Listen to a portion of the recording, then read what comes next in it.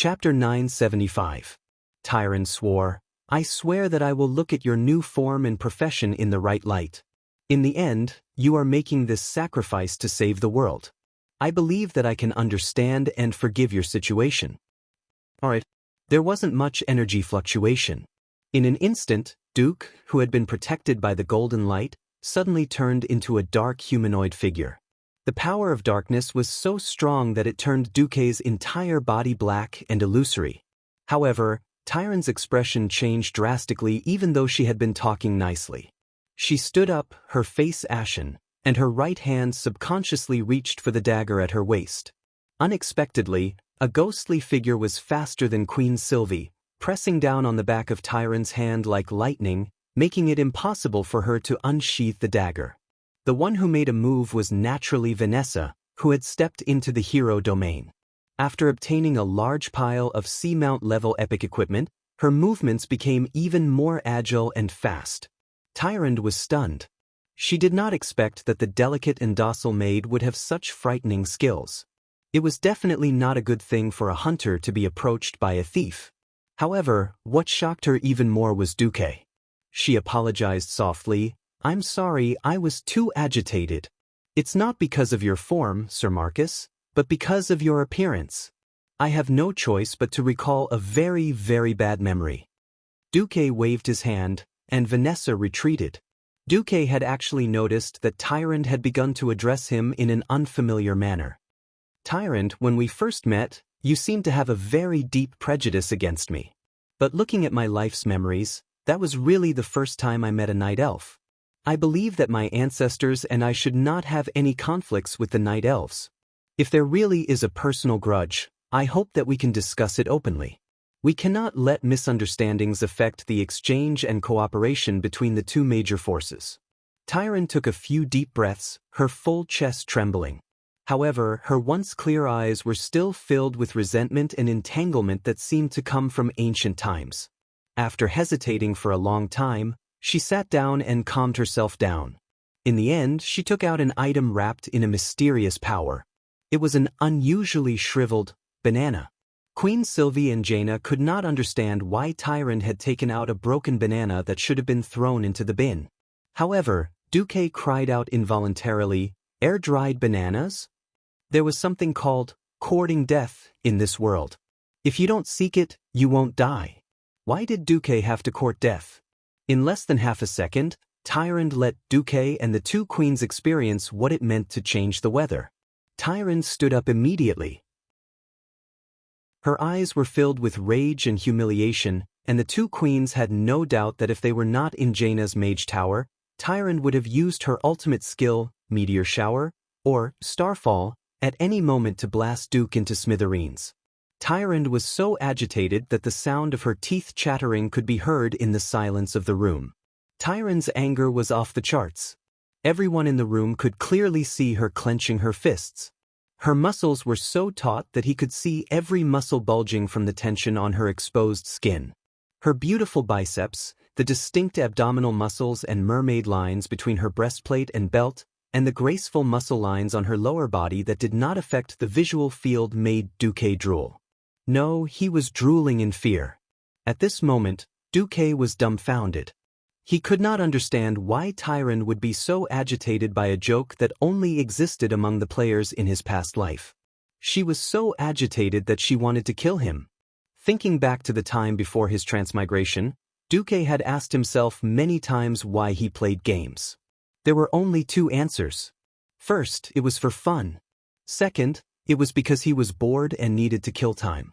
As a result, all kinds of annoying and asshole-tightening games were developed. Duque borrowed a thief account and dared to sneak into the Earthy Highlands, which was part of the Horde's territory, Hammerfall. There, Duque met an orc who was a bandage master. Back then, the bandage master quest was very painful. If he made a mistake, he would have to start all over again. It was very painful. As an honest and reliable young man, Duque took advantage of the fact that the cute orc player had already saved many NPCs and was about to complete his quest to ambush him. He killed the player and made him fail the quest, forcing him to start all over again. 10 minutes later, Duque did it again. Later, The poor horde player even opened a new account to the Iron Stove Fort and scolded the poor guy who lent his account to Duque for being immoral and having a baby without a pair of eyes. So, now that he thought about it, it was all because of his youth. However, this reflected how often the thieves from the Horde and the Alliance went to each other's territories to have friendly exchanges. The air-dried banana incident was vaguely remembered. A Horde thief went to the main cities of the Alliance and took advantage of the main city leaders to steal items. One had to know that thieves had to use all sorts of stolen chests to practice lockpicking. Only then would they feel the greatest sense of accomplishment. When the thief was wandering around Darnassus, he passed by Tyron's body and found a dried banana on her body. It was normal for a leader boss to have all kinds of drops. The problem was that Tyron was a female and she had many fans. From 2007 to 2017, Tyron had been in the top 10 most fantasized about by male Warcraft players. Even after 10 years, she still appeared in all kinds of 18x manga. She was known as the model worker of the filthy witch world. Under the buff of this halo, everything changed because of this banana. This banana was now in the World of Azeroth Museum's collection and was named World of Azeroth's 10 Most Influential Items in 2007. Or rather, a tool. Duque really wanted to convince himself that bananas were just fruits. After all, when he was in high school, he had seriously explained S to a particularly stupid girl. M was Superman, meaning Superman. This caused the girl to foolishly say, "I also like S." Things got out of hand. Alright. I digressed. Anyway, Duque said that bananas were just fruits and was slapped away by everyone. Chapter 976. When all the topics revolved around the banana, public opinion reached an all-time high. For example, the fruit stall in front of Tyron's palace in Darnassus was booming. Insider X and the stall owner revealed that the dried bananas on Tyron's body were bought from this stall. Naturally, business was so good that the stall owner hired a team of 500 goblins to transport the bananas. There were fans who came to Tyron's palace after hearing the news. There were fans who bought many baskets of bananas and expressed their love for Tyron. There were also peddlers who were jealous of the stall owner's business and told Tyron that bananas were not as good as cucumbers. Those who used it would know. In summary, because the bananas changed the mindset and behavior of many perverted players, a large number of tourists, fanatical fans, and various spies flocked to Darnassus.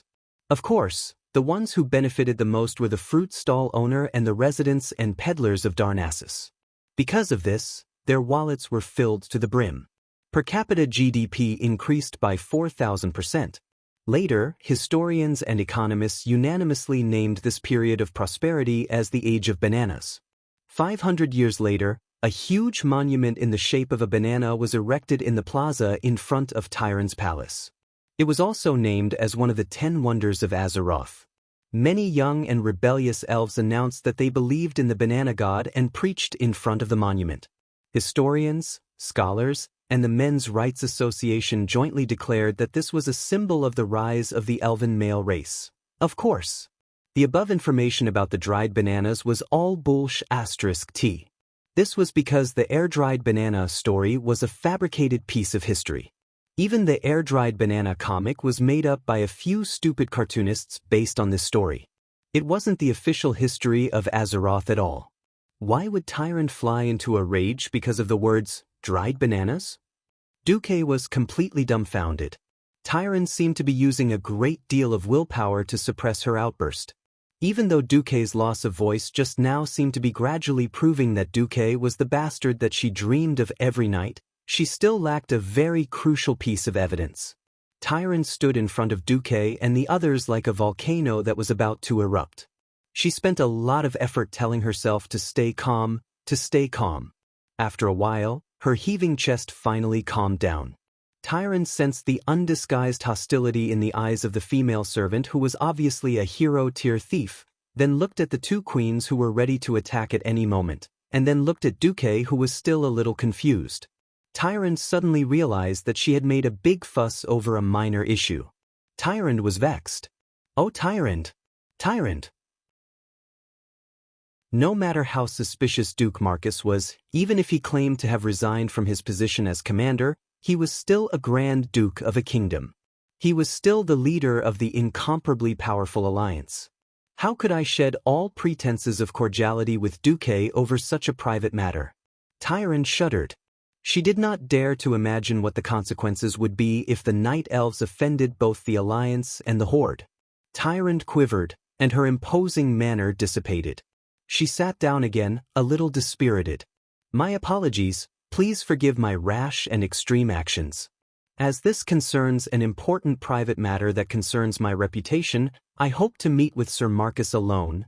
Impossible. Queen Sylvie retorted resolutely. Do you think that the people of the Alliance are fools or blind? Don't tell me that you didn't have killing intent just now. Jaina's expression was even colder, and she directly pierced through the last layer of concealment. Even Jaina, who was usually tactful, had such a huge reaction. One could well imagine how much Tyrant's killing intent provoked the two queens. My sincere apologies again. Tyrant deliberated for a moment and took out 2 scrolls. These are the scrolls of my unique battle technique, True Shot Halo, and a letter from an arcanist of the High Elves that can be traced back to ancient times. I hope that this can slightly alleviate the uneasiness and confusion that my rudeness just now caused you. True Shot Halo was definitely a good thing. Sylvanas, who had fought alongside Tyrant, had personally experienced how powerful it was to increase one's attack power by nearly 30%. As for the magic letter, it was even more impressive. Magic was originally exclusive to the Blue Dragons led by Malygos. After it was spread, the pharaoh who was the most proficient and oldest in magic were the High Elves. Pension. They were the High Elves led by Queen Azhara more than 10,000 years ago. The ones who crossed the Endless Sea and arrived at the Lordaeron continent were the High Elves who had already been shaved once. Sylvanas and Jaina frowned. Tyrant was definitely not normal. This kind of immature action was not something that a veteran leader who had led the Night Elves for tens of thousands of years should do. While the gift had been prepared in advance, it was most likely that it had been used to improve her personal relationship with the leader of the Night Elves. Now, it had become a remedy. The only explanation was that this personal matter had a huge impact on Tyrant, enough to cause her to lose control. The two queens looked at each other, and Queen she spoke. We will cautiously accept your gift of apology for the time being, but we are Duque's partners. We do not think that there is anything that Duque cannot tell us. We cannot accept your request for the rest to leave. In other words, it was better for her to lay her cards on the table. Otherwise, they would rather choose not to accept the gift. And depending on your situation, it would determine our and even the entire alliance's attitude towards you. This was actually forcing Tyrant into a dead end. Was her personal grudge more important than the future of the Night Elves? She had to make a choice. Taking 3 deep breaths, Tyrant forced herself to calm down. Biting her lips, she said, "This is indeed a private matter, but it is very important to me. Please try your best to answer my question honestly. This is a huge question that has been bothering me for countless years." Duque returned to his normal state and sat upright. "Ask away. As long as it does not involve the secrets of the Alliance, I do not mind answering honestly." "How old are you? Are you a pure human?" Tyrant asked in a trembling voice. "Huh." Tyrant's question left Duke and the two queens scratching their heads. Duque answered honestly. "A 29-year-old human, that's right. I don't think I'm a mixed blood." Age before transmigration did not count. Although he was still a year away from turning 30, he was still barely in the realm of uncles. Tyrant seemed to secretly sigh in relief. The lifespan of humans seems very short, right? Chapter 977. Jaina, who had just used Nozdormu's blessing to return to her 18 years of age, blushed. Very few humans can live past 100 years. Of course, the former guardian Aegwin used powerful magic to maintain her life, but no human has ever lived past 1,000 years. Tyrant asked tentatively, 10,000 years. Is it impossible? Humans are not elves. Jaina said resolutely. Besides, The humans of Azeroth 10,000 years ago were still savages. Humans began to possess intelligence and know how to make weapons more than 5,000 years ago. It was only 2,800 years ago that Thoradin the Great united the human clans, and humans became one of the masters of this world. Duque was naturally not 10,000 years old, but the special 10,000 years reminded Duque of a very important part of the original storyline. Why did I suddenly feel a little flustered? Tyron seemed to be unwilling to give up. Then, is Sir Marcus from Azeroth? Or was your ancestor from Azeroth? Sylvanas finally lost her temper. She stood up abruptly and stomped in front of Tyrant. She placed her hands on her hips and glared at Tyrant like a ferocious beast. Her queen's aura was fully unleashed. Your Excellency, Tyrant Whisperwind. We don't find it interesting that you are beating around the bush to get information from Duque. You can either confess to every detail of this matter, or you can pretend that it never happened. Please note that you are accusing the Grand Duke of Stormwind, whose fief is even larger than Mount Hyjal. Tyrant's expression could be said to be marvelous. Finally, after realizing that her rashness might lead to serious consequences, she hesitated for a while before speaking.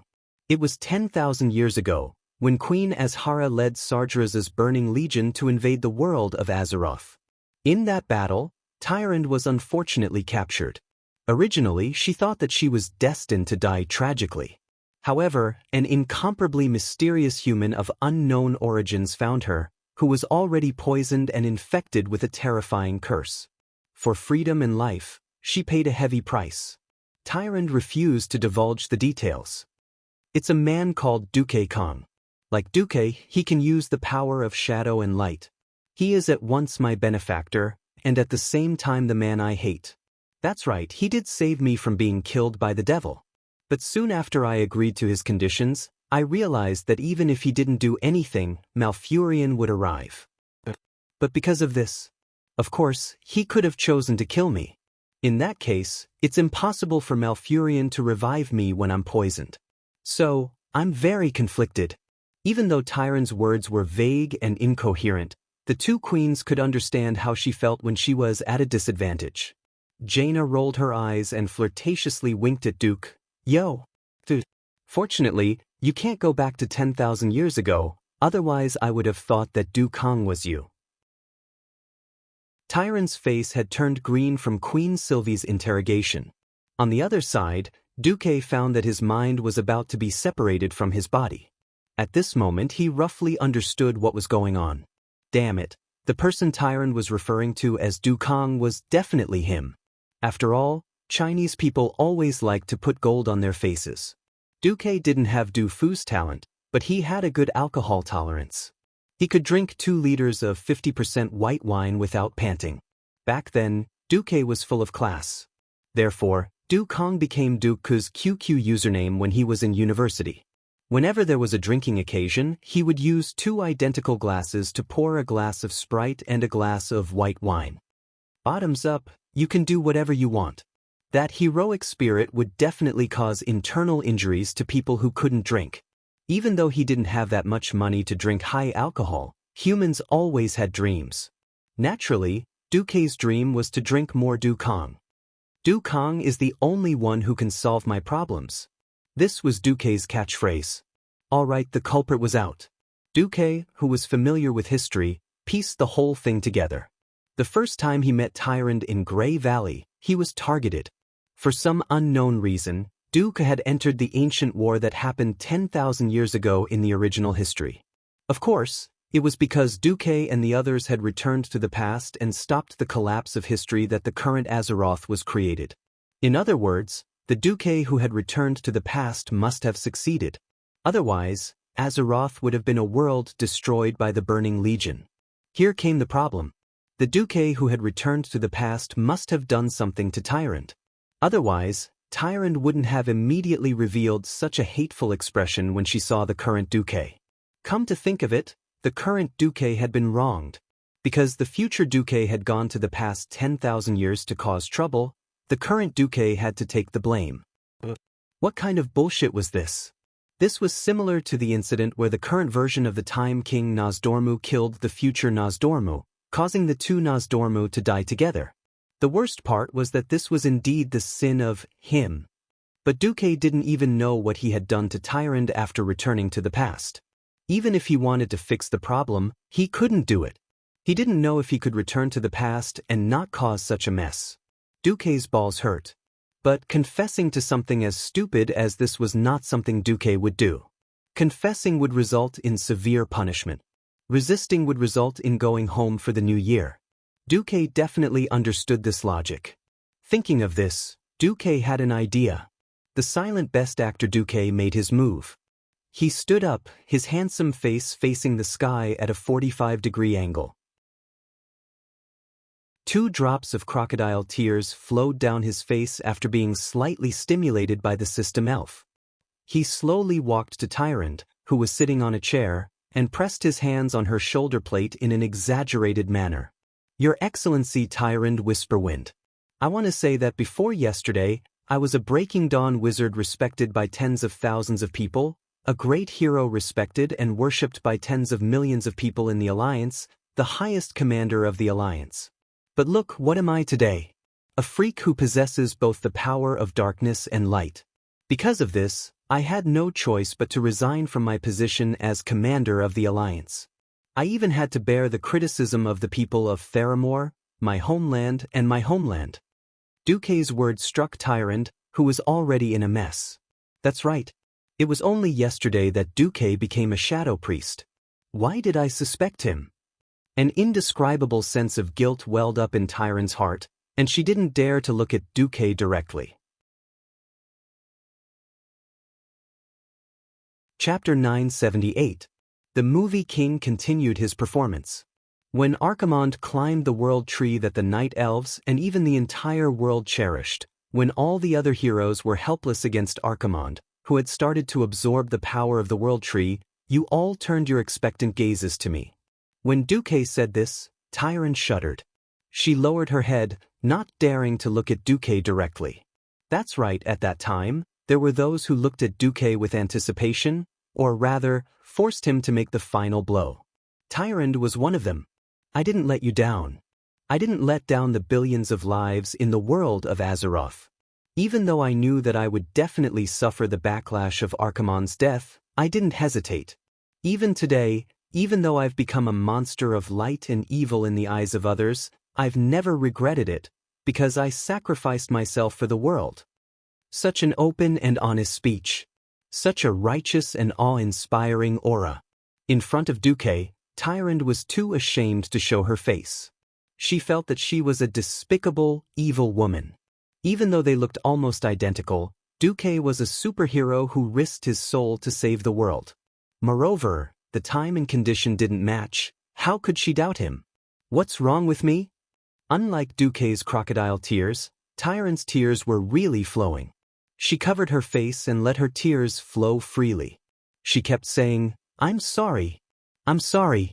I've misunderstood you. It's really my fault. I shouldn't have doubted a hero like you. Duque retracted his hands and turned around. With his hands behind his back, he showed Tyrande an incomparably tall and broad back. Since you've confirmed that it's a misunderstanding, that's good. In the past, I definitely didn't do any evil deeds that purposely hurt good people. But in the future, I might be corrupted by the power of darkness and do some terrible things. I hope that one day in the future, you can forgive me and give me a quick end on account of the fact that I once saved the world, and then leave a sufficiently fair and objective epitaph on my tombstone. That's enough. What was a hero? This was a hero. Even if he was trapped in an evil curse, his body was still broken, but his will was strong. That awe-inspiring righteousness was simply a role model for mortals in the world. Regardless of whether Duque believed it or not, the 4 women in the room all believed it. When Duque said this, Tyrande was not the only one crying. Even Servanas and Jaina were deeply moved. They could not control themselves and rushed into Duque's embrace, crying non-stop. Vanessa, on the other hand, was secretly wiping her tears in the corner of the room. Regardless of whether or not Duque would seek death in the future, with this foreshadowing, even if Duque were to be exposed in the future, he probably wouldn't have to die. Maybe I'll die once or twice or something. That was the end of the matter. The Alliance army, together with the Night Elves and less than 10,000 orc elites, were chasing after the demon army in Fellwood Forest. 3 days later, only a few heroes came to Mount Hyjal, as well as Tyrant and less than 500 sentries from the Moon Goddess Temple. A few days ago, this was the final battlefield of the battle with the Burning Legion. As the center of that shocking explosion, the entire mountain peak was almost turned to dust. Because of the explosion, the mountain peak that was once like a basin had been lowered by at least 50 meters. The originally lush basin on the mountaintop was now a desolate ruin without any plants or water. But Duque knew that this scorched ruin would become a holy land in a few decades. The famous Nordrassil Inn would be built here. Letting out a soft sigh, Duke looked at the 15-meter-wide spiral-shaped spatial rift floating in midair and suddenly felt a little pain in his balls. Yet another unknown change. The shift of the world was completely out of control. Even the system elf could not estimate how much of the overlap was left. Now, the most knowledgeable mages in the world, or rather, the most imaginative mages in the field of mystery, were all here. Duque, Jaina, Ronan, Kale, and Krasis all walked around the portal. Will this be the second dark portal? Tyron was very nervous. Although Nordrassil was destroyed, in the eyes of the Night Elves, it was still a holy land. It was not fun to have spatial rifts that kept running out of demons or evil creatures in the Holy Land. Kale, was the first to give up. He used to be the elf prince, but he had spent most of his talent points on politics. His major was fire.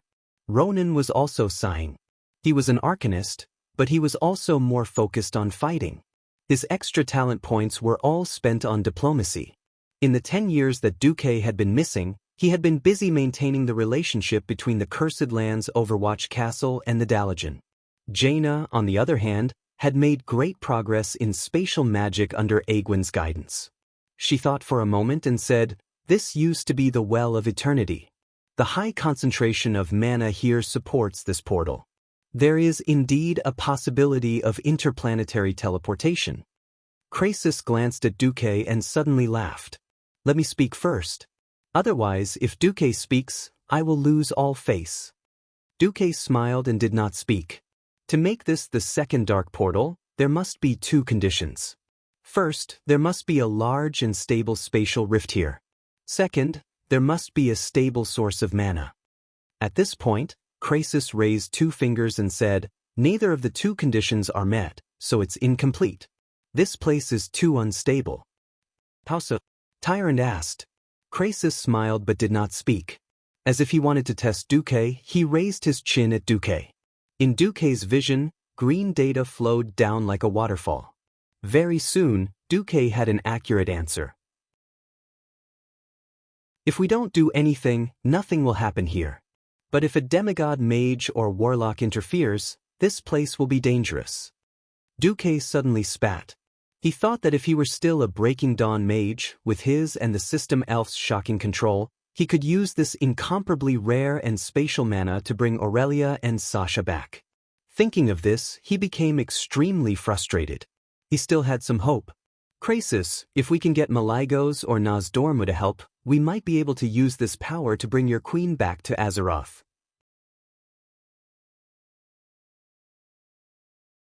Chapter 979. Hearing this, Krasis's eyes lit up. He could not contain the excitement in his heart. It had been 10 years. He had lost contact with the queen he loved for a full 10 years. It would be a lie to say that he did not blame Duque. If not for Duque deceiving his queen with a new toy, Alexstrasza would not have been blasted into the void with Karazhan. Now that he heard that there was hope for the queen, Krasis was so happy that his heart almost flew out of his chest. "Wait for me one day." It was no secret among the higher-ups of the Alliance that he was a dragon. However, when he transformed, he almost scared Tyrande and her sentinels. In front of everyone, Krasis stretched out his arm. At first, it looked like he was stretching out human skin, but it grew longer and longer. At the same time, his slender fingers turned into red claws covered in protrusions and cuticles. His back arched quickly, and a pair of red bat wings shot out from both sides of his shoulders at the same time. His body seemed to be blown by the wind, growing rapidly until he looked like a large red lizard. In just 3 or 4 seconds, Krasis grew bigger and bigger. He was the size of 4 people, 5 people, and then 10 people. Immediately, all humans and elves seemed very small in front of him. Just like that, Radiant Moon Wizard Krasis turned into a dragon, Calistras. With a flap of his wings, he soared into the sky and disappeared into the clouds in a few breaths. Duque recovered from his raised state and looked away.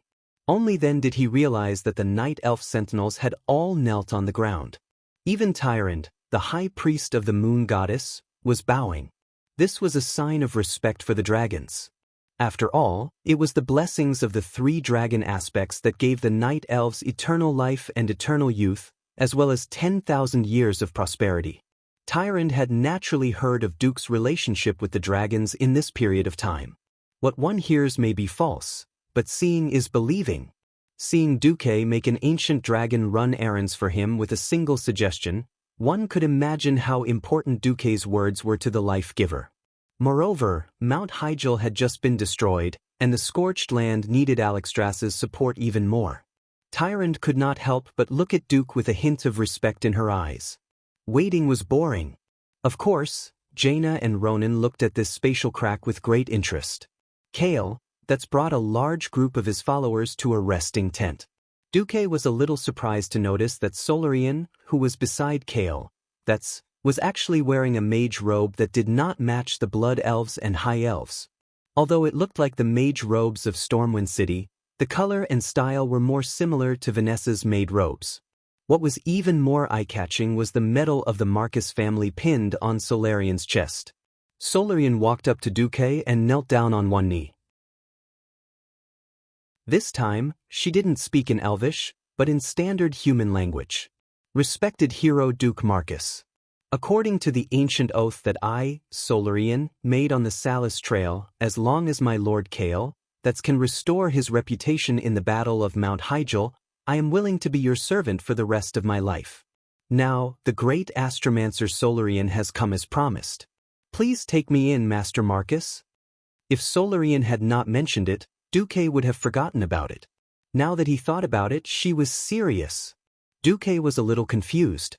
He said in a trembling voice, Am I stealing your follower? The marshal forced Kale, to smile gently and slowly shook his head. No.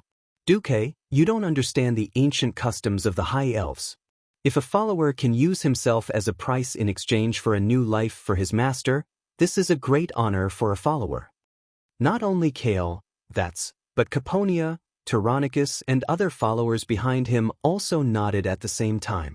Caponia had tears in her eyes, but said with a smile, Lord Marcus, we are actually very envious of Solarian, who can make such a great contribution to our master who is in a desperate situation. Although we are more grateful to you, Lord Marcus. As she spoke, she was already sobbing. Kale, stepped forward, gently took Duque's right hand, and then put Duque's hand on Solarian's head. This feeling was very strange, and Duque almost withdrew his hand. Kale, explained. If Solarian's new master is you, whether it is me, my followers, or Solarian herself, we are all very willing. To be honest, if it weren't for the large number of followers following me, I would want to become your follower. So, please accept Solarian as your maid. Hearing Kale, say this, Duque still felt that it was very strange. As a transmigrator, although it was very cool to accept the second boss of the historical Storm stronghold as a maid, he still felt that something was wrong. Isn't it a bit too corrupt? The somewhat honest Kale, did not see that Duque, the slut, was actually being unreasonable. He even foolishly persuaded Duque, just accept her. Aren't you a priest now? Isn't it very inconvenient to teleport? It would be great if he accepted her. Besides, if you refuse to accept her, Solarian will be regarded by her compatriots as an untrustworthy and extremely despicable exile. She is a lowly existence that is even worse than a slave. Caponia and the other loyal followers of the prince unexpectedly knelt down and pleaded in unison with Duque, Lord Marcus, Please reconsider. If we can take Solarian in, it will be her glory, and the glory of all of us followers. Solarian had already burst into tears. Master Marcus, please have mercy. Accept me. Otherwise, I have nowhere to go. The best actor Duque let out a long sigh and pretended to accept his fate. Before Solarian did not come, Duque was really worried. Of course, he could command Ronan and Jaina to work. But Ronan had to take his place to control the Dalajan, and Jaina herself was a queen. After being used to teleportation, suddenly having to run was really unbearable. Duque gently stroked Solarian's head. All right, you will be my maid from now on. When the time is right, I will let you go out and take charge. Thank you, Master. Solarian knelt down deeply, her forehead touching the ground. Then, in front of everyone, Kale, that's used a small pair of scissors that Caponia handed him to cut a small piece of the luxurious gold-trimmed sleeve. Caponia then handed this piece of cloth to Solarian, who raised her hands high. Solarian held this piece of cloth, and her tears flowed even harder. Your Highness Kale, please forgive Solarian, I can no longer serve you. That was moved and nodded heavily. Go. Duque is a good master. You must serve him wholeheartedly for the rest of your life. If you betray us, let alone the Marcus family, we will definitely hunt you down, even to the end of the universe. I will.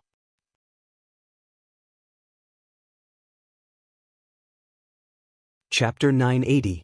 Duke, who was once a university student, had a very extravagant and cliché dream.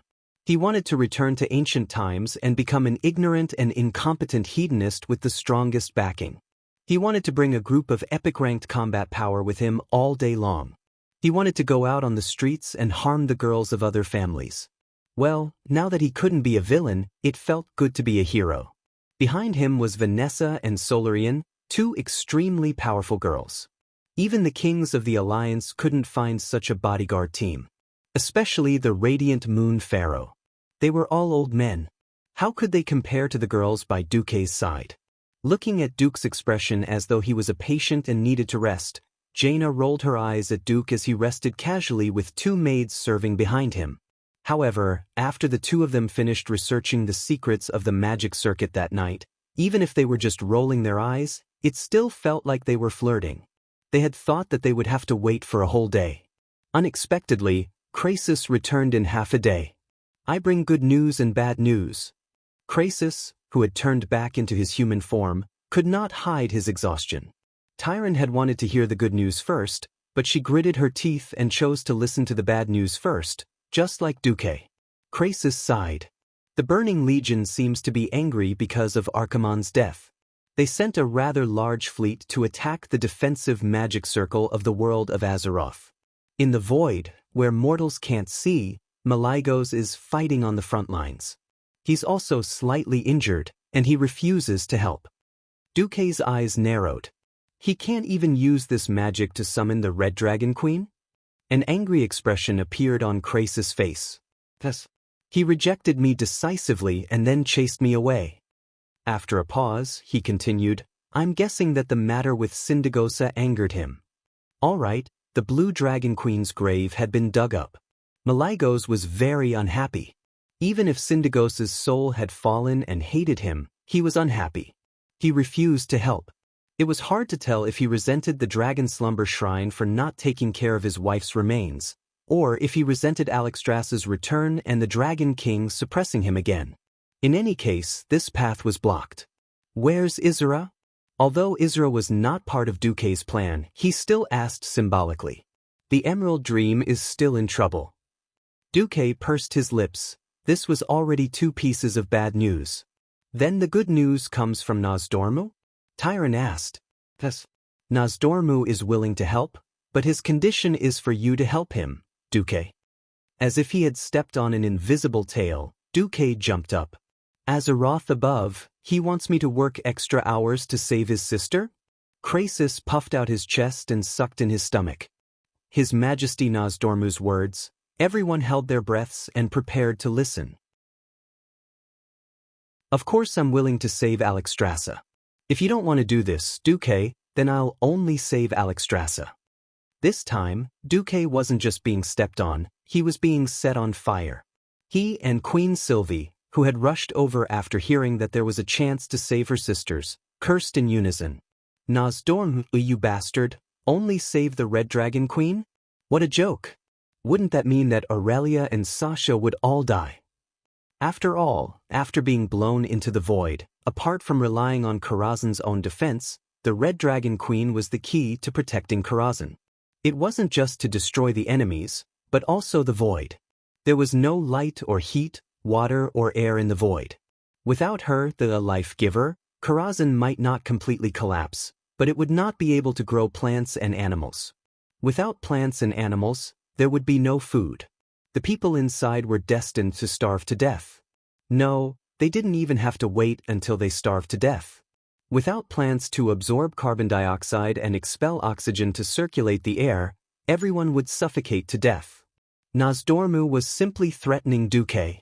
Originally, Duque's anger was rising, but it was suddenly extinguished by Krasis' words.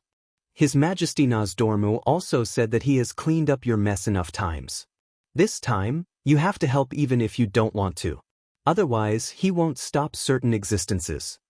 In the ears of outsiders, this sentence was a little nonsensical, but in Duke's ears, it was a little horrifying. Who wouldn't stop? Wasn't it those guys who came back from the future to fix history? The guy who turned history upside down was none other than me, Duque glanced at Servanas, who was still alive and had not become a Forsaken. He then looked at Kale, who didn't know why Duque was looking at him. He then looked at Vanessa and Solarian, the bosses who should have died tragically. Duque suddenly sighed. No matter what, he was the one who messed up history. Twisting history felt so good. He would be in tears when he paid the bill. Okay, now you're suffering, right? Duque went all out in grief and indignation. Okay, stop talking. I'll go, okay? Hearing that Duque agreed to jump into the pit, Krasis also let out a long sigh of relief. Although he could save his queen no matter what worried him the most was the thing that Nosdormu gave him. Krasis took out a piece of dragon scale fragment with a dim yellow glow and placed it on the table. What His Majesty Nosdormu asked you to do is all here. Please gather an elite team to help. Of course, for your peace of mind, His Majesty will first pull Karazhan back from the void and seal this spatial rift before you go. As soon as Krasis finished speaking, Queen Sylvanas rushed up and pressed her fiery red lips against Duque's. Immediately, a series of passionate kisses began. Duque, thank you. Thank you. Queen Sylvanas's longing for her sister had long ago made her forget everything else. Duque smiled happily. Your sister is also my woman. Queen Sylvanas said a little coquettishly, I don't care, I'm happy anyway. Krasis looked at Duque enjoying himself and was also very envious. He didn't want to disturb Duque. The ceremony is set for 8 o'clock tonight. I'll go and prepare the magic circle first. At this time, a group of druids came in a majestic manner. Although it was only the first time they met, Duque immediately recognized the guy leading the group. It was the archdruid Fandral Staghelm, who was famous for protecting his followers to the point of madness and eventually fell.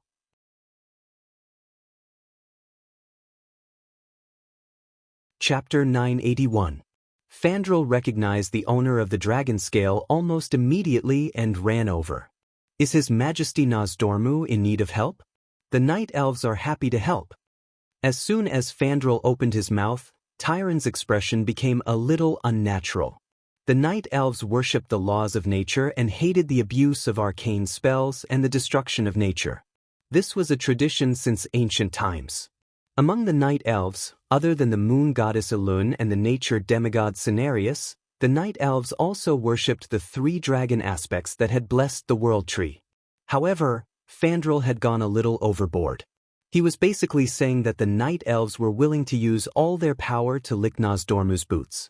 Moreover, it had only been 2 days since the explosion of Mount Hyjal, and Fandral had already started advocating among the night elves to plant another world tree so that the 3 dragon aspects could once again bless them with magic.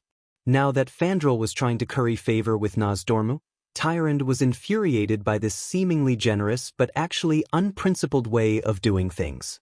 After all, in Tyrant's eyes, everything had to be prioritized. The first thing the Night Elves had to do was to eliminate dangers, such as eliminating the demon army and removing the spatial cracks. Only then would they have to rebuild. Now that both sides had not been done, Fandral had jumped out and said that he would unconditionally support Nozdormu's operation. Please, you don't even know what Nozdormu is going to do, and you're saying that you're going to support the entire Night Elves? No matter how good-tempered Tyrant was, she could not hold it in any longer. However, she could not do anything because during the years when Malfurion was wandering in the Emerald Dream, Fandral, as Malfurion's eldest disciple, had actually controlled the Cenarian Circle. Even when Malfurion returned, because Malfurion was more focused on the natural domain, the mundane affairs were still handed over to Fandral. It was true that the Night Elves were a perverted race, but the teachings of the Moon Goddess and the teachings of the Druids existed side by side. Hence, even though Tyrant was the High Priestess, she couldn't make the Night Elves her own decision.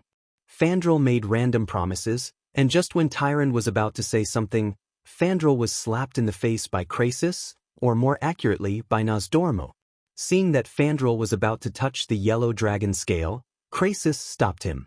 Sorry, the Time King has made it clear that no Night Elves can participate in this operation. Fandral Staggelm's complexion was so wonderful that it looked as though someone had smeared ketchup and soy sauce all over his face. Retribution should not come too fast. Just as they expressed their desire to curry favor, the other side was slapped in the face by the Dragon Clan. This was not an admonition, but a warning. Not only did Krasis stop them, but he also released his dragon's might without concealment. This was the dragon might of an ancient dragon. The weaker elven huntresses and archers who were standing guard nearby were all suffocated by the pressure. Fandral could not and did not dare to lose his temper. After all, Krasis did not represent his own dragon, but the will of the entire Wyrmrest Shrine. He could only pinch his nose and accept it. Since this is the will of His Majesty Nozdormu, then please do as you wish. With that, Fandral actually bowed to Krasis and left with his people without even looking at Duque. From the beginning to the end, he really treated Duque and his people like air. Him. Ronan gritted his teeth. Queen Sylvanas and Jaina snorted coldly at the same time. Even the most good-tempered Kale, that could not help but twitch his mouth for a while. He only stopped when he saw that Duque did not say anything. Tyrant had no choice but to apologize to Fandral. I'm sorry, Mr. Marcus. Fandral is the most radical nature supremacist. He hates anyone and anything that destroys nature. Also, he hates arcanists. Tyrant apologized to Fandral. Duque waved his hand. It's fine. I know. Compared to the return of Her Majesty Alexstrasza and my lover and companion, these are all trivial matters. Tyrant bowed again and apologized. At this time, Duque finally reached out to touch the yellow dragon scale. Almost at the moment he touched the dragon scale, Duque heard an incomparably tragic howl in his spiritual sea. That was the Dragon King's howl of pain. Duque's facial muscles twitched, even though he had already asked the system elf to create 9 mental barriers in his spiritual sea in advance. The information that rushed in like a flood still broke through his 7 defenses in one breath. If it was someone with weak mental strength, they would not be able to resist in time and would become mentally disabled. Terrifying images appeared in Duque's mind. It was as if Nozdormu, the King of Time, with a body as large as a mountain, had appeared in front of him. Nozdormu's body was different from the previous time when he besieged Nethereo, the Wing of Death. Although as a special giant dragon formed from sand, his body was never the kind that was blinding. The feeling of the dragon scales that seemed to have been eroded by the wind for thousands of years and could rot and fall off at any time still shocked Duque greatly. The life force of the Dragon of Time was time. As the King of Time, he could not resist the erosion of time. How bad was Nozdormu's current state? Duque saw sand on the dragon's face, and the dragon's skin peeled off like broken plaster. Looking at the very human-like expression of despair on Nozdormu's face, Duque was extremely shocked. The illusory images in the spiritual world did not affect his vision in reality. Duque also saw the worry on Krasis' face. It was obvious that it was Duque's turn to see the illusions that Krasis had seen and experienced. Nozdormu did not speak. His figure disappeared, and instead, an incomparably large continent appeared. It was a vast continent in the atmosphere that one could not see the end of. There were incomparably steep mountains and plains full of forests. As his field of vision gradually rose until it reached the universe, he could see the entire continent. Only then did Duke realize that this was the continent of Kalimdor. It was not the current Kalimdor, but the ancient Kalimdor continent before the War of the Ancients. The information that came from the dragon scale made it easy for Duque to determine that it was the source of Nozdormu's pain. Even though he was mentally prepared, Duque still cursed in his heart. The War of the Ancients? F***CK. Ever since the dark portal opened for the first time, Azeroth kept causing trouble, but please, goddess of fate, don't make me fight the Burning Legion twice in a row. Just thinking about it made me speechless. After seeing these images, Duque suddenly returned to reality. Although he had only been immersed in the spiritual world for a few seconds, Duque felt a little exhausted. Not only was his back drenched in sweat as if he had fallen into a pool of water, but his body was also unconsciously gasping for air.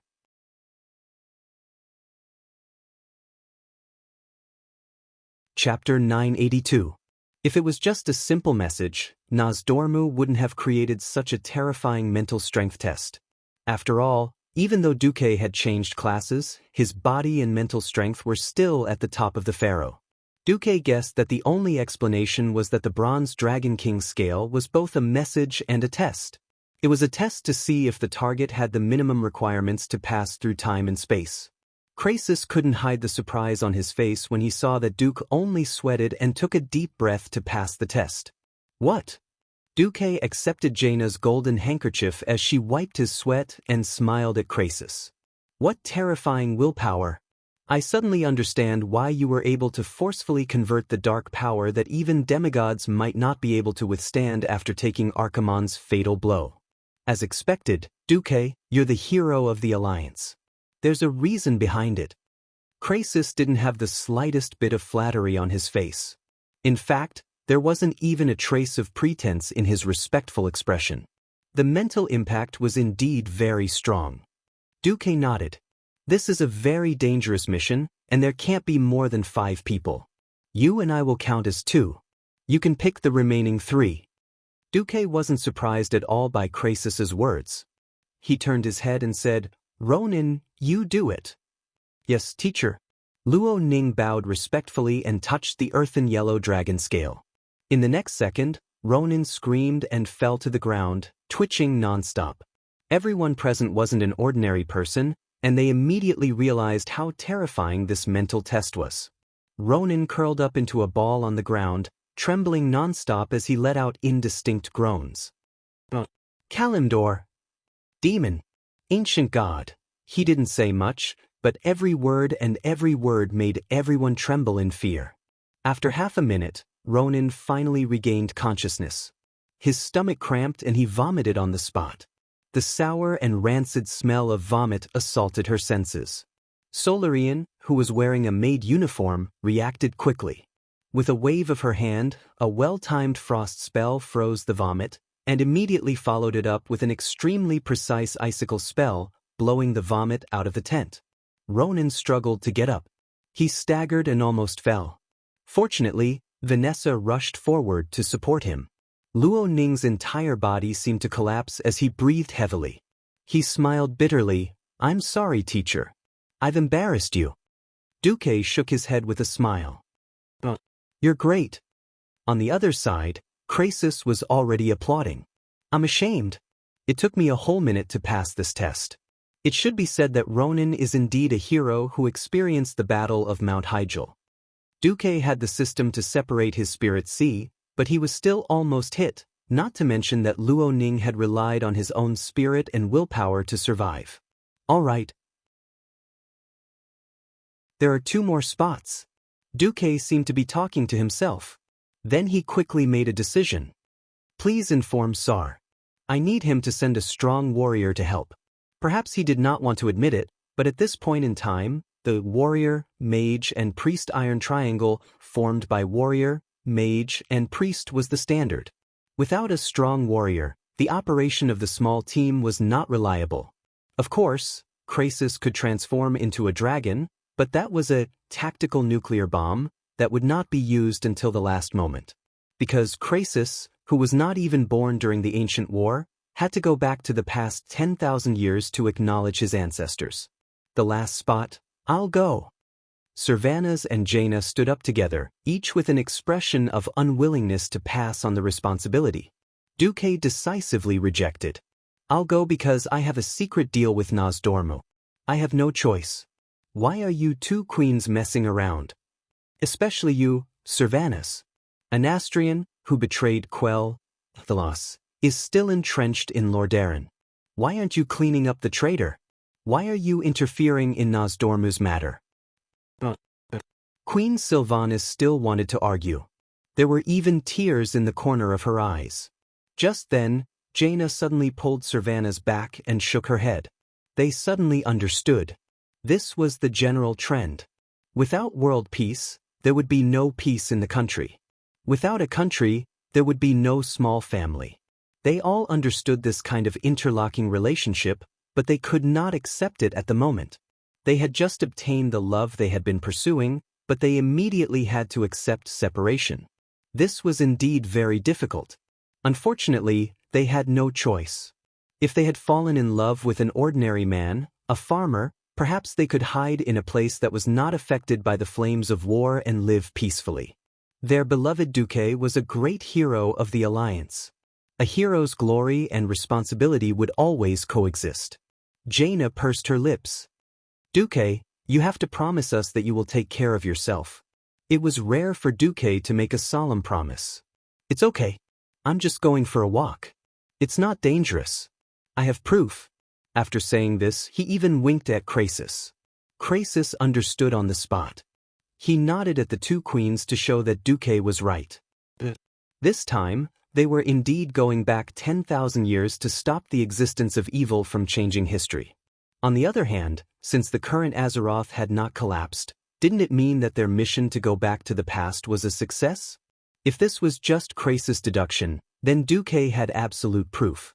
He had definitely gone back to the past and done something unspeakable with Tyrant, causing her to act so out of character. I'm looking forward to it. This is so King confusing. What did I do? What did the future me do to Tyrant? Duque had a strange sense of anticipation. That kind of eagerness was like lighting a cigarette to calm down after a gas leak alarm had been set off. I digressed. But who should I choose as the fifth person? First of all, it could not be a holy knight. The power of a 5-man team was limited. Bringing a holy knight would be no different from throwing flashbangs in the middle of the night, telling all the demons that their enemies were here and that they should come and kill them. At this point in time, the Alliance and the Horde did not seem to have any Radiant Moon warlocks or powerful shamans. In fact, the most ideal situation would be a hunter or rogue. Because in Duque's memory, the 3 transmigrators had fallen directly into the forest. It would be better to have a hero with strong detection abilities. With the mentality of giving it a try, Duque let Vanessa and Lilith try. In the end, the one who passed was Vanessa.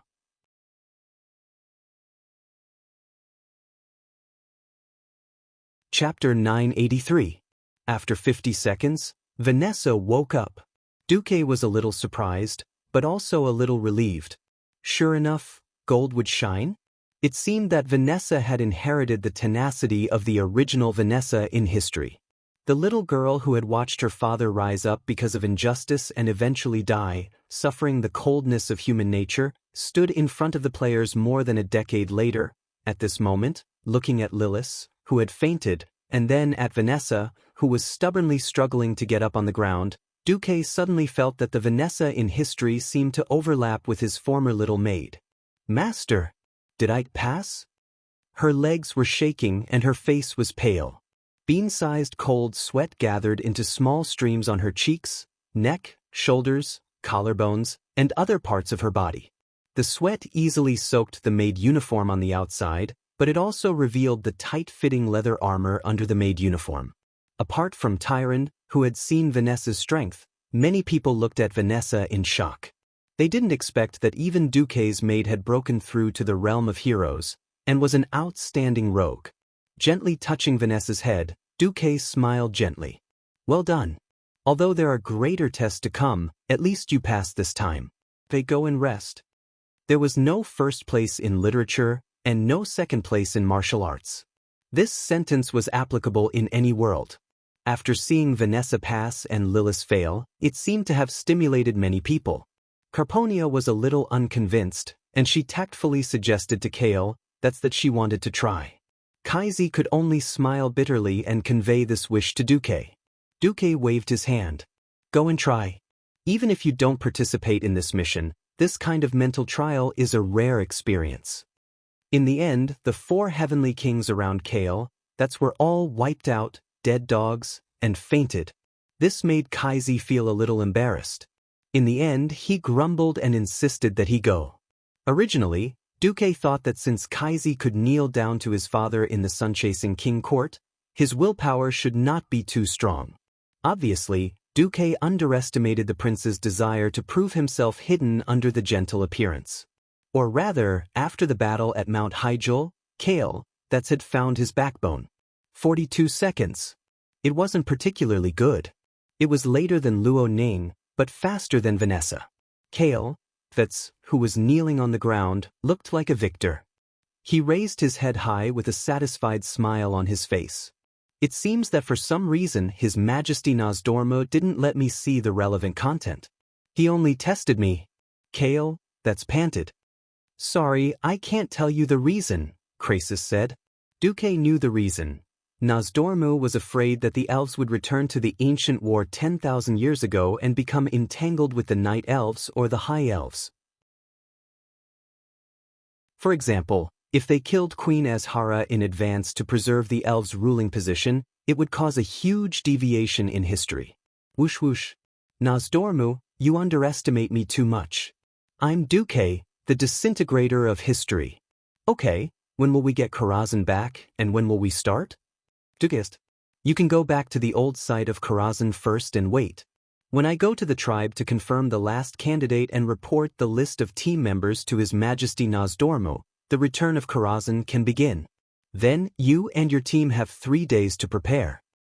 But Queen Sylvie was deeply conflicted. She wanted her sisters to return quickly, but she was also a little reluctant to part with Duque. She could only press her lips hard. An hour later, Orgrimmar. Outside this brand-new, unfinished city, there were huge arrow towers erected on almost all the hills. An orc saw a black dot coming from the horizon. Dragon!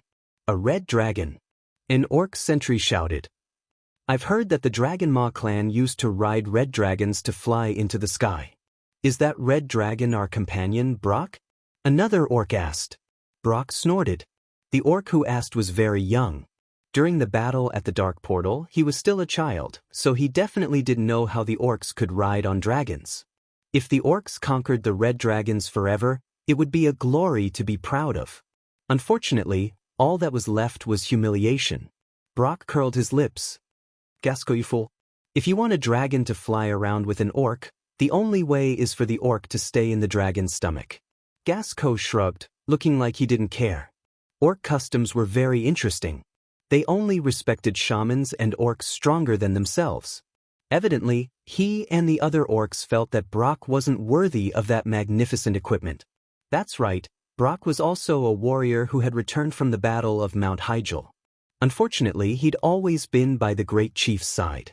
He hadn't beheaded many demons, nor had he lasted until the end of the battle against the Archerans.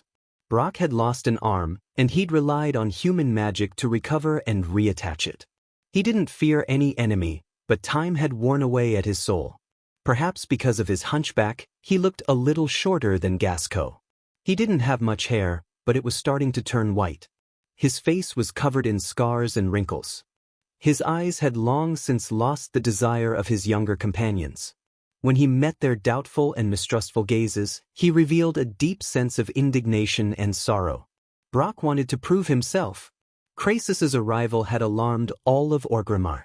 He wasn't here to fight, so he turned into human form 500 meters away from the unfinished city gates and slowly walked over. Thrall met Krasus at once. When Krasus explained his purpose and handed over the dragon scale, Thrall was the first to touch it. 25 seconds, the best result apart from Duque. Thrall, who looked like he'd been fished out of water, muttered to himself and rubbed his chin. I think I know who to find, an outstanding warrior. He turned around. Brock. Call Brock here. Just like that, Brock was summoned. He passed the test in 33 seconds and accepted the mission. Thrall respected Brock very much. Even though many young orcs had looked down on him in the last battle, Thrall would never forget that Brock had been by his side ever since the battle for freedom in Goldenhold. Whether it was against fully armed humans, zombies, or the bloody battle with the centaurs after arriving in Duroder.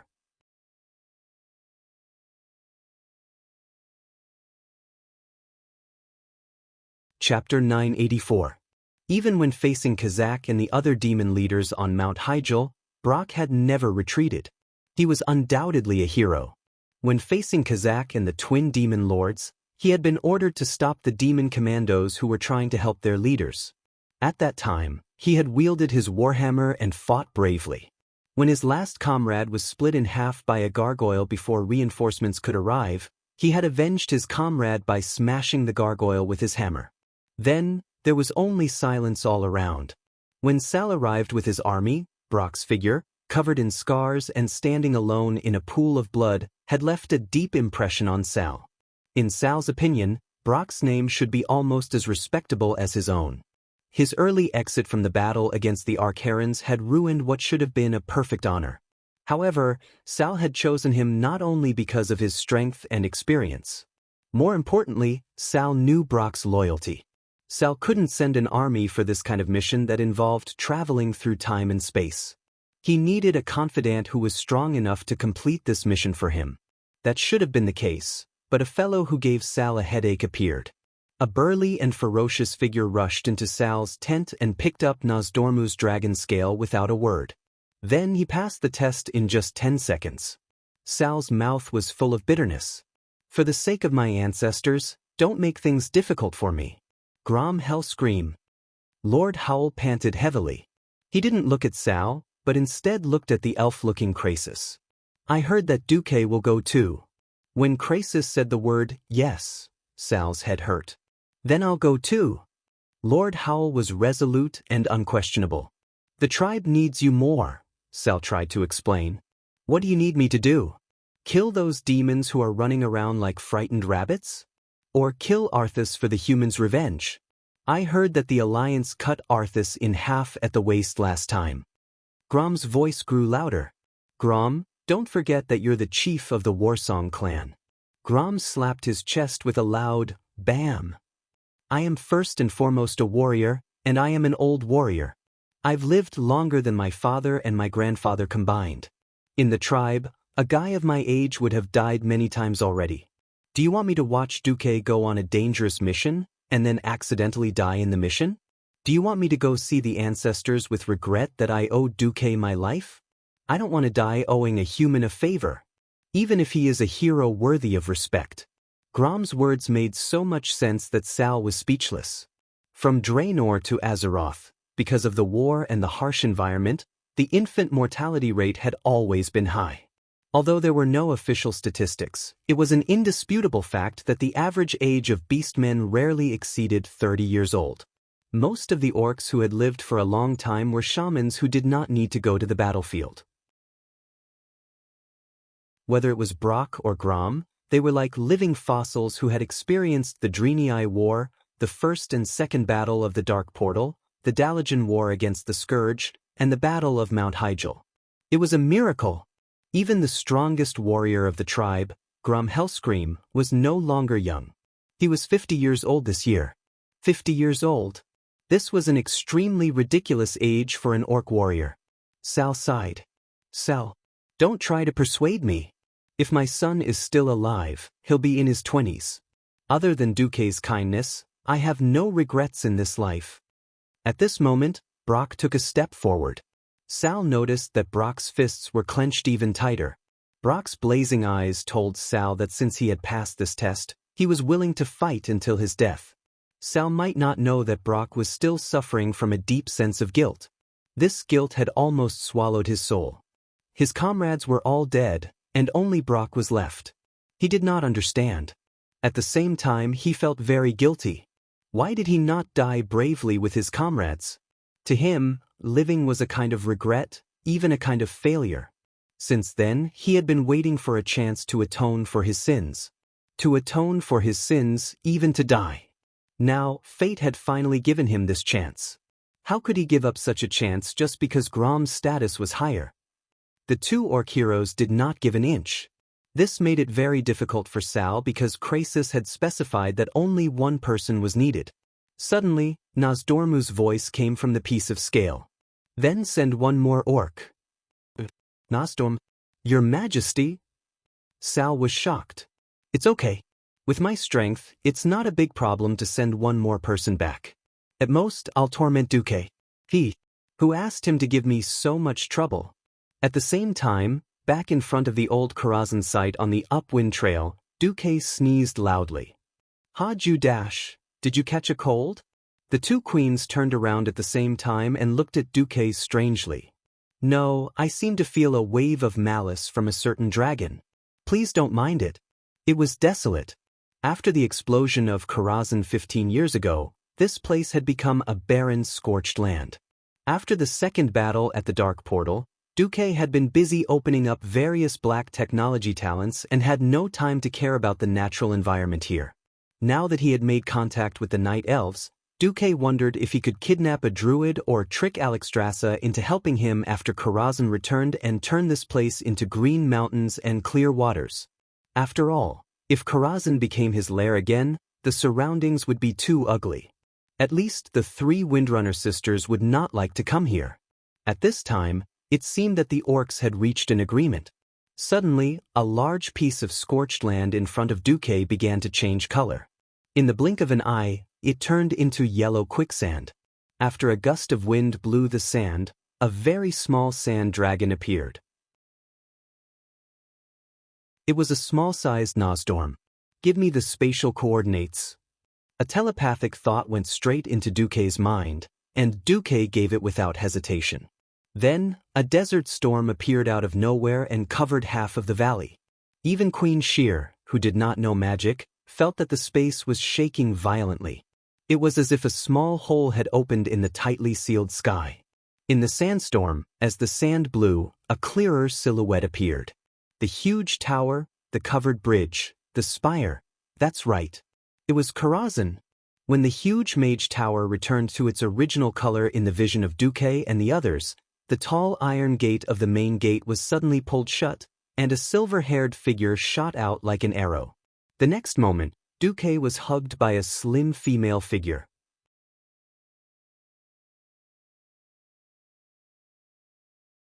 Chapter 985. Duque. Dragging the last syllable, she rushed over and buried her head in Duque's arms. When he raised his head, he saw a beautiful oval face with a pair of clear blue eyes. His nose was small and slightly upturned, and his mouth was brimming with a cheerful smile. When he stood up, his silver-white hair fell down to his waist. If it weren't for her pointed ears and slightly long eyebrows, others would have mistaken her for a human. Completely disregarding the others, Sasha leaned over and kissed him passionately. Their mouths and tongues intertwined. Their noses were so close that their breaths mixed together, forming a small turbulence. The passion of reuniting after a long time was so hard to endure. If there weren't so many people watching, Duque might have pushed her down on the spot. Behind Sasha, a noble, gorgeous, and dignified female figure appeared. Naturally, it was Aurelia. Instead of joining in the fun, Aurelia gave Servanas a warm hug first. Sister, yo, my Servanas, you're a queen now. Aurelia saw her second sister's crown. This is just a coincidence. The two sisters' figures overlapped. Then, Aurelia sniffed hard and whispered into Servana's ear, "Yo, I didn't expect my arrogant second sister to fall for him too." "Sister? What are you talking about?" Queen Sylvanas panicked and wanted to deny it subconsciously. "Who are you lying to? You have Duque scent all over you. I've been with Duque for more than 10 years. How can I not recognize him?" Aurelia smiled mischievously. "Impossible, I've washed myself clean." In the next second, Servanas realized that she had been tricked by her sister. She blushed and widened her eyes. "Sister, you're lying to me." Aurelia's smile was like a blooming dahlia. The natural closeness of a big sister, similar to that of a mother, easily infected Servanas. "Is that so?" After Duke first returned to Azeroth, it was easy for a woman to let her imagination run wild as she waited in solitude. "We, have always been discussing. Second sister, if you are still single after 10 years, according to Duke's way of doing things, it's fine if nothing happens, but if something happens, he will shock the world. How can you continue to resist his charm?" After saying the word 3 times, Servanas was stunned and couldn't continue. The two sisters' smooth and warm faces rubbed against each other. Hugging her sister, Aurelia continued softly, "You're so silly. You always think of finding a man, or finding a hero greater than Duque. But there's no hero greater than Duque in this world." It sounded exaggerated, but in the first and second battle of the Dark Portal, to Nizul's counterattack, to Lord Darren and Kuel Salas's resistance against natural disasters, and finally the magnificent battle of Mount Hyjal, Duque had become the real sun. The light on his body had firmly suppressed all other heroes. If it was 10 years ago, Servanas might have stubbornly refuted a few times, but now she had no temper at all. Recalling the bits and pieces since they met, thinking of the steps of the sun-chasing king's court, the himself who pulled the bowstring in despair and the heroic figure who arrived at the last moment, Servanas suddenly felt a little intoxicated. "Sister." Servanas really didn't know whether it was because she felt wronged, or because she had taken such a long detour in more than 10 years, and finally couldn't escape from Duque's clutches. Anyway, Servanas burst into tears. "Oh my, it's okay. Although it's a little difficult for 3 sisters to fall in love with the same man, is it okay? It seems that we don't have to be separated anymore." In a trance, Servanas saw the figure of his deceased mother in his eldest sister. The years of separation, in addition to the pressure on her body, all burst out at once, resulting in her tears not stopping at all. While crying about her own longing, she also accused a certain Du's crimes as if she was making a snitch. On the other side, after Duque and Sasha finished their passionate kiss, they looked at the two sisters together with a smile. After waiting for Servanas to stop crying with great difficulty, Aurelia came over with one of her sisters in each hand, smiling like a flower. "Looks like you still couldn't help but make a move on second sister." "Hee hee." Duque laughed a little embarrassedly. "Also," Aurelia's beautiful eyes moved, and she glanced at Jaina, who was unconsciously standing in the outer circle beside them, not knowing whether to come closer or stay away. She lowered her head and played with her 10 tender fingers, but from time to time, she would sneak glances at them. Aurelia suddenly sighed. In the blink of an eye, more than 10 years have passed. Instead, it was Servanas who answered hurriedly. Then, Jaina nodded awkwardly. She really didn't know what expression she should use to face Aurelia. Aurelia seemed to be sighing, but Duque, who was at the side, felt that there seemed to be a lot of information.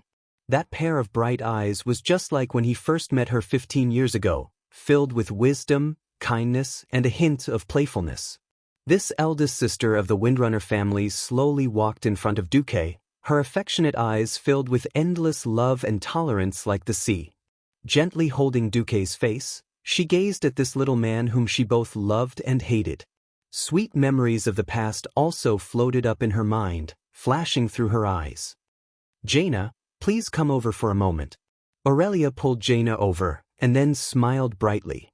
"Duque, no matter what happens in the future, you have to promise to treat all of us equally, okay?" "Understood." Don't forget to invite little sister Elusia to join our family feast later. Of course, of course. From the eldest sister to the third sister, and then to Jaina, who automatically lined up last, Duque did not miss a single one. Looking at the blushing faces of the girls, Duque knew that he had passed the test. Then, Duque saw Tyrion Fordring and Gavin Rad Doom, who were in a very good state of mind. After Ronan quickly explained the current situation to them, the two paladins seemed to be very active. I'm finally back. Since evil still exists in Lordaeron, it's time for me to leave as soon as possible. Tyrion saluted to Duque. Duque knew that this paladin, who was often called the Queen Mother by the players, had the most noble soul. Last time, he was accidentally sent into the void with Lin Li, and stayed there for 10 years. This had already caused him great grievance. Now that his homeland was being ravaged by natural disasters, how could he sit still?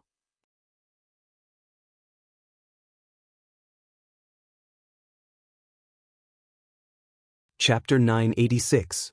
Duque smiled. If possible, eliminate the scourge in Lordaeron as soon as possible. I know you can't wait. I'll have Ronan send you to the front lines in the Western Plaguelands. Turalyon is waiting for you there. Boss, I want to go too. Gavin Rad raised his hand. Boss, you can't bring me along for the mission to Nosdorm. I've been holding it in for so many years. After all, the battlefield is the romance of the brave. Do you think you'll allow me to? Looking at Gavin Rad's appearance, which had turned into a middle-aged man with a little baldness, Duque was filled with emotions. At this point in history, the 5 Silver Sages would have completely withered away. Turalyon had disappeared in the explosion in the Outland, Uther had died under Arthas' sword, Gavin Rad had died in battle in Andoril, and Sion Dathrahan's soul had been devoured by the Dreadlord. Now, other than Uther, the other 4 men were still active. Go. Thank you for staying with me all these years. When you can't fight anymore, come back to my fief and retire. Duque gave Gavin Rad a big hug. On the other side, Krasus had opened a portal and rushed over. He walked around Alexstrasza in human form. However, the Red Dragon Queen seemed to be in a temper and didn't care about Krasus's flattery. Instead, she walked over and said to Duque, Yo, Duque, I've helped you so much. You let me spend so many boring years in the void, and you even asked me to help you take care of your woman. How are you going to thank me? She had a cold and elegant face, a high chin, hands on her slender waist, and a perfect split of her legs. She had the demeanor of a high-end, elegant, and classy queen. A man, a big tofu, should be like a little brother, able to stretch and shrink as he pleased. Duque gave in and lowered his head. He bumped into a basin that Vanessa had passed to him and lifted the semicircular silver lid. When Duze confidently revealed the treasure inside, what appeared in front of the Red Dragon Queen was a large plate of knockoff Peking duck that exuded a soft holy light. The oily roast duck was roasted to a perfect reddish-brown color. Coupled with the holy light, its appearance alone was enough to make one drool. Even the Windrunner sisters and Jaina, who were a few meters away, could not help but stretch their necks, let alone Alexstrasza, who looked cold on the outside but was actually a glutton. Gulp. There was an obvious swallowing movement in the throat of the proud queen. She snorted and turned her head away, her nose almost reaching the sky. Do you think that I, who has seen everything in the world, will be bought by mere mortals? Duque cursed in his heart. Damn it, it's as if dragons don't sleep and don't get sleepy. I've been in the void for 10 years. If I'm not eating, I'm sleeping. The number of times I've actually fought can be counted on one hand. Of course, the Red Dragon Queen is used to ward off evil spirits. I'll just treat it as feeding a glutton. Oh no, to put it more elegantly, I'm spending my time to buy peace. Of course, on the surface, Duque still gave face to this glutton queen. Duque bowed elegantly. No. This is just a small token of my gratitude to your majesty. This is just the appetizer. Tonight's banquet will definitely satisfy you. Appetizer? The queen's sharp nose twitched secretly as if she was trying to inhale every fragrant molecule in the air. Finally, she revealed a satisfied smile. That's more like it. She held up 5 fingers. I want 5 meals cooked by you. She wanted to say, every week, but felt that would be too easy on Duque. In the end, she hurriedly added, every day.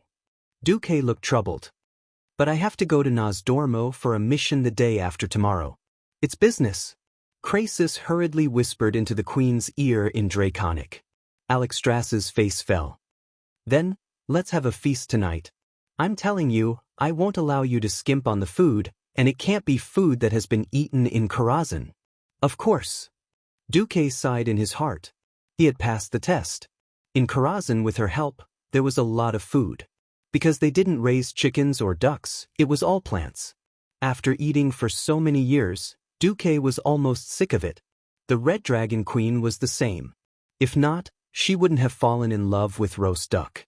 While Duque was distracted, Duque was shocked to find that the queen was already wiping her mouth with a napkin. Wait, where's the roast duck? What's with those steaming duck bones on the plate? What's with that huge red shadow that looked like a dragon's head? Duque was speechless. Crassus's face was full of awkwardness. Alexstrasza glared at Duque. Why are you looking at me? Have you never seen a lady eat? No. I've never seen a lady like you. Let me tell you, I've already spat out the bones. The humanoid Red Dragon Queen waved her small claws. My liver hurts a little. So there's a version that doesn't spit out bones? At the side, Duque's lovers covered their mouths, looking like they wanted to laugh but didn't dare to. The banquet was held in Duque's fief in the Elven Forest, in the Windy Lake Villa. There were more people at the banquet tonight. In order to welcome the return of the Red Dragon Queen, Theon, and the other Alliance heroes, William, Kalia, Kudrin, and Gerben still chose to use the teleportation portal to welcome the return of the Alliance heroes. It could be said that apart from Anduin and Abendis, who were in charge of the front lines, almost everyone who could come was here. After all, this was both a welcome banquet and a celebration for the victory at Mount Hyjal. As the host and one of the hostesses, Marchioness Illusia personally welcomed these distinguished guests at the door. To Azeroth. To the Alliance's victory, cheers.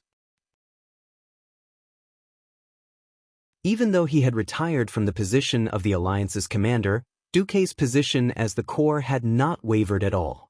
Hence, he was the one who gave the toast. Cheers. Strong arms were raised high in the air. Everyone present was either a hero who persisted in the front lines or a king who spared no effort in supporting the fight against the evil king. At this moment, everyone's heart was burning with passion. The Burning Legion's boss, Sargeras, had been sent into the bottomless abyss. One of the 2 commanders of the Burning Legion, Archimond, had died at Mount Hyjal. Although the undead army was still entrenched in the Tirisful forest, the enemy's boss had died. Would the final victory be far away? Cheers.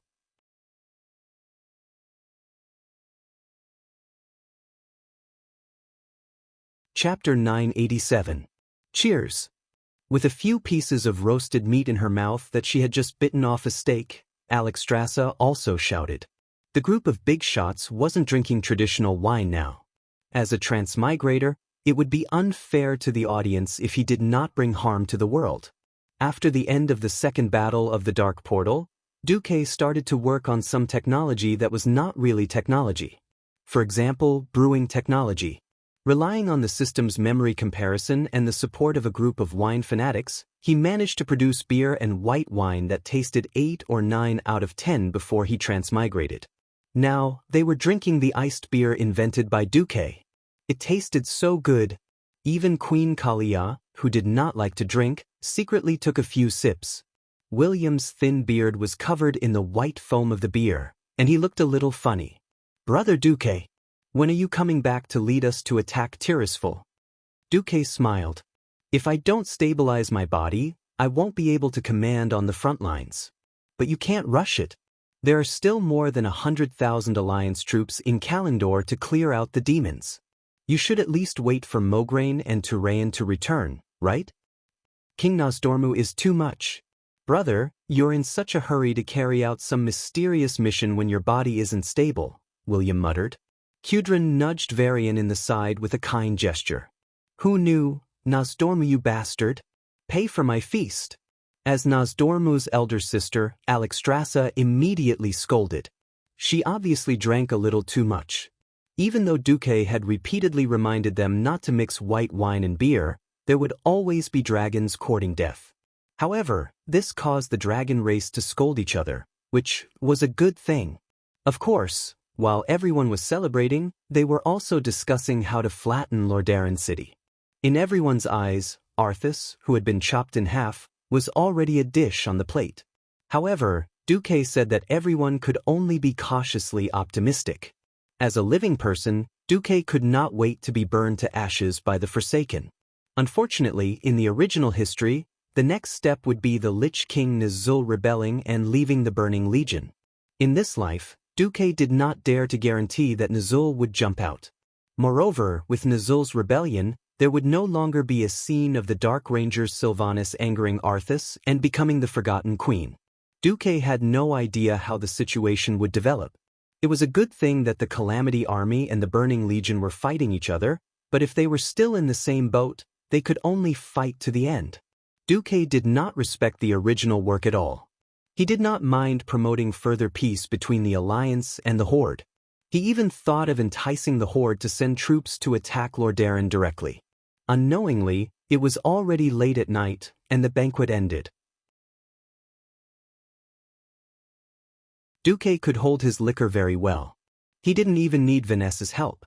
However, when he returned to the bedroom, Duque realized that none of the lights were on. Suddenly, an elegant sound of a harp rang out, like the tinkling of a clear spring in the depths of the mountains.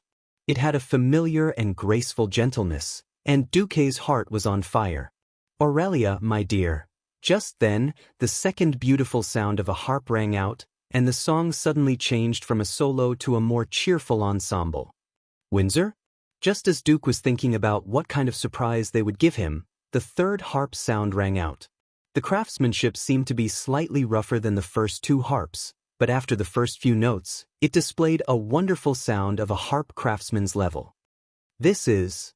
Just as Duque's face was filled with surprise, an even bigger surprise was yet to come. In the darkness, a row of keys appeared in midair. It was not accurate to say that they were keys. They were clearly rectangular pieces of ice. An extremely light ice percussion hammer hit the keys, that had a semicircular cross-section, and suddenly there was a clear and melodious sound like chimes. The next moment, when the small hammer needed the previous note again, another piece of ice keys formed under the hammer. The light and clear sound of the harp mixed with the crisp sound of the percussion, forming a wonderful mini-symphony that gave people an inexplicable sense of joy. Suddenly, 12 beams of light surrounded Duque at the same time, neatly arranged according to the position of a clock. What came into view were 5 extremely charming and beautiful women. The one in the middle was naturally Aurelia. She gently stroked the harp with one hand as she leaned on the chaise longue. The rose-red chair complemented her slender and beautiful figure, but it did not diminish her voluptuous figure. She was only wearing a light veil, but her face was full of dignity, causing Duque to gulp non-stop. On the left, Windsor leaned lightly on the windowsill, her posture graceful and relaxed. Under the moonlight, her thick and fluffy silver hair formed a beautiful combination with her smooth and soft jade-like body. Facing Duque, she responded with a gentle gaze. Just the endless love in her eyes was enough to melt Duque's body and mind. On the upper right, Sylvanas' 2 long legs hung down from the beam of the roof, swaying lightly, as if he was stirring up circles of water in a peaceful stream. The beautiful curves of her long legs served as a contrast to the great elasticity of her muscles. The wind around her gently made the green leaves flutter up and down around her, forming a sharp contrast with the resplendent crown on her head. A little further to the left was a noble woman who also had a golden crown on her head. Her eyes were as gentle as water, and her intelligent pupils shone with a light that no one could completely understand. As she played, her golden waterfall-like long hair spread out on her long and beautiful swan-like neck, as well as her perky magic peaks. Even though almost all of her attention was on Duque's face, she still did not stop her delicate fingers. Her nimble performance added the nobility and elegance of an old royal family to her beauty. Unknowingly, Ilicia had slowly walked behind Duque, her tender fingers caressing Duque's shoulder. Like the most gentle little wife, she helped Duque take off the gorgeous clothes that were only prepared for outsiders. Looking at each and every one of his beautiful female confidants, Duke suddenly thought maliciously, is this the legendary dog abuse festival? Having any one of them was enough to cause any man in Azeroth to go crazy with jealousy, let alone 5 of them together? It was clearly late at night, but Duque's gaze seemed to have traveled through time and space, seeing the blue and calm ocean in summer, the warm and smooth beach sand, and the happy world filled with the laughter of the birds. Duque opened his arms proudly. Which one is it tonight? Which one? Aurelia had a smile on her lips. Didn't I say it before? I want you to treat each of your sisters equally. I don't mind you bringing me new sisters, but you must first settle all of them. Isn't that right? Duque's expression suddenly changed. He finally knew what this was. Sisters of one heart.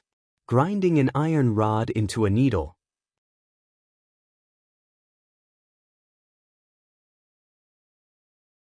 Chapter 988. Such a beautiful scene. If it were any of the players who had fought alongside him in the game, they would definitely be envious and jealous of Duke to death. In the original history, Ilicia, who was bound by fate, wandered around Scalomance with an elegant and pitiful appearance.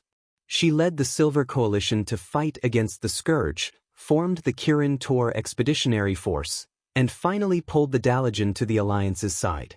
Aurelia, one of the 5 heroes of the Dark Portal who went missing during the expedition to the Outland, was honored as one of the 5 heroes of the Dark Portal, and had a statue erected in the King's Valley in Stormwind City.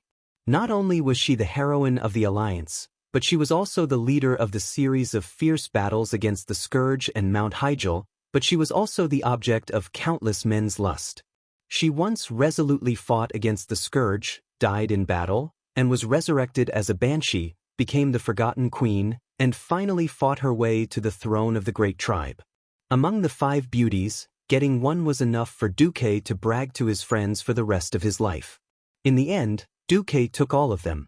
The satisfaction that filled every corner of his soul was something that nothing he did before he transmigrated could compare to. Now, these 5 women actually said that they would work together to deal with him? As the living proof of my outstanding achievements, you actually dare to challenge my position as the head of the family? You are really seeking death. Nothing to say. Draw your sword. Come on. Fight to your heart's content. The moment Duque's godly sword appeared, one sword cold 19 continents. Are you guys scared or not? At this moment, no matter if it was the female ranger hero who had once fought her way through the mountains of corpses and seas of blood, or the noble queen who was as noble as if sitting on the clouds, every delicate and beautiful face revealed a trembling expression. They unconsciously remembered the tragic scene of being beaten by Duque's godly sword, and the humiliation of kneeling and begging for mercy in front of the powerful godly sword. Looking at the aggressive Duque, Aurelia lightly pursed her lips and immediately shouted, "Sisters, what are you afraid of? He is only one person." That's right. There was only one Duque. But Aurelia, aren't you expressing your guilty conscience by saying this? Don't you know that whenever a guy says something like that in a movie, he's always the first to be killed? The Storm Duke du Moke, will kill you 1,000 times. In a group fight, there was no other way. First, take care of the leader. The sword chi was like a rainbow, and the spear was like a fierce dragon.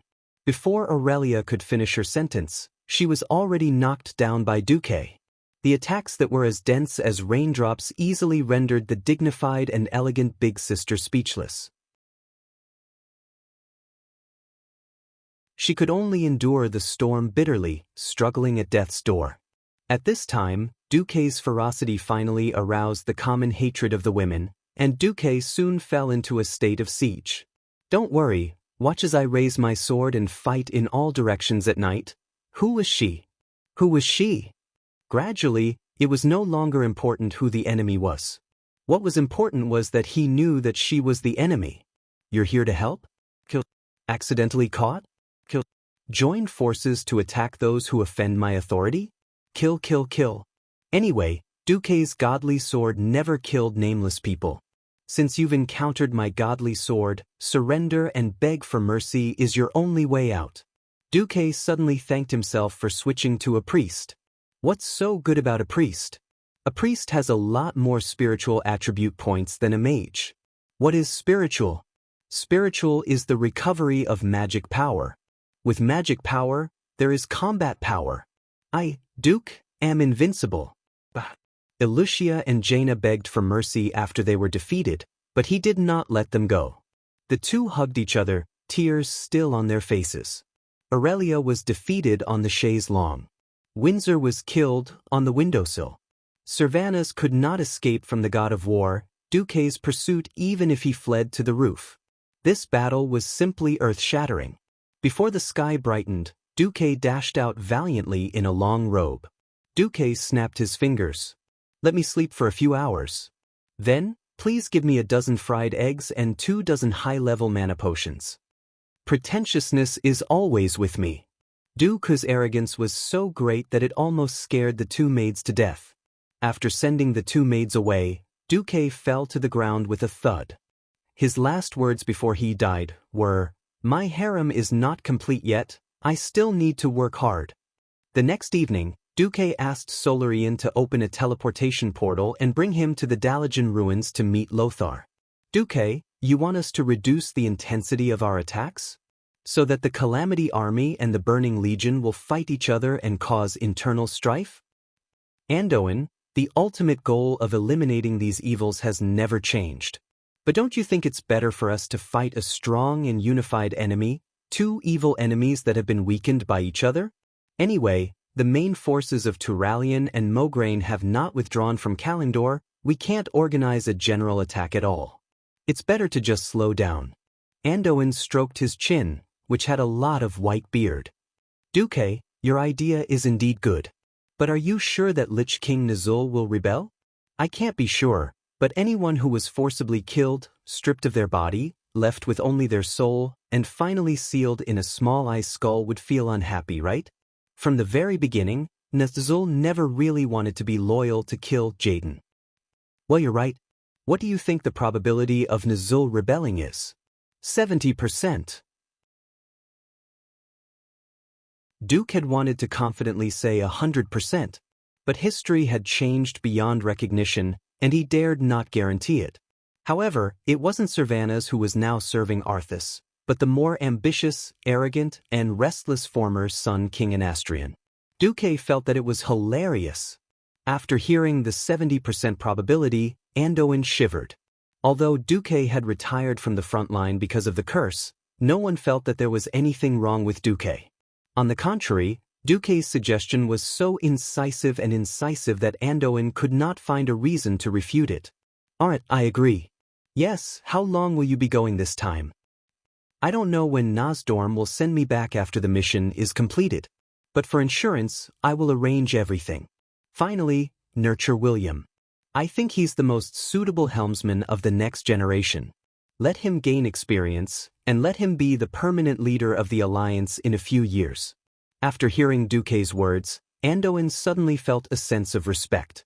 If not for the fact that they had known each other for many years and knew Duque's temperament, anyone would think that Duque was going to be the second Thoradin the Great after flirting with so many queens and controlling so many kingdoms. Only Anduin, who had gone through all the hardships together, stood his ground against the opinions of the people in the kingdom, and had always been firmly supporting Duque in the Stormwind Kingdom.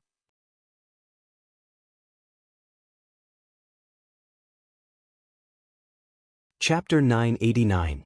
Now, Anduin felt that his long-term trust had finally been repaid. Anduin stood up and walked to the balcony of the living room. He faced the sky and the south, where his childhood friend had died. It was also where the city of Stormwind was located. In his heart, Anduin shouted, "Lang! Lang, did you see that? We did not trust the wrong person. Although Duque is not a saint, he is definitely the biggest contributor to the rise of Stormwind." When Anduin turned around again, Duque saw the passion and endless gratitude in Anduin's eyes. "Thank you." Duque smiled and waved his hand. He walked to the balcony and stood next to Anduin. "You're welcome. I also promised Lang that I would work for Stormwind and Azeroth. This was also my promise, but I chose to keep it. It is rare to find someone who can remain sober and calm in the face of power. Anduin's aged face was filled with ecstasy. Is that so? Duque was unmoved. He stood with his hands behind his back and looked to the south. At least there are two of them here, right? Without another word, two fists, one big and one small, bumped into each other in the air. One old and one young, they looked at each other and smiled. After the undead calamity, the remnants of the old alliance had been swallowed up.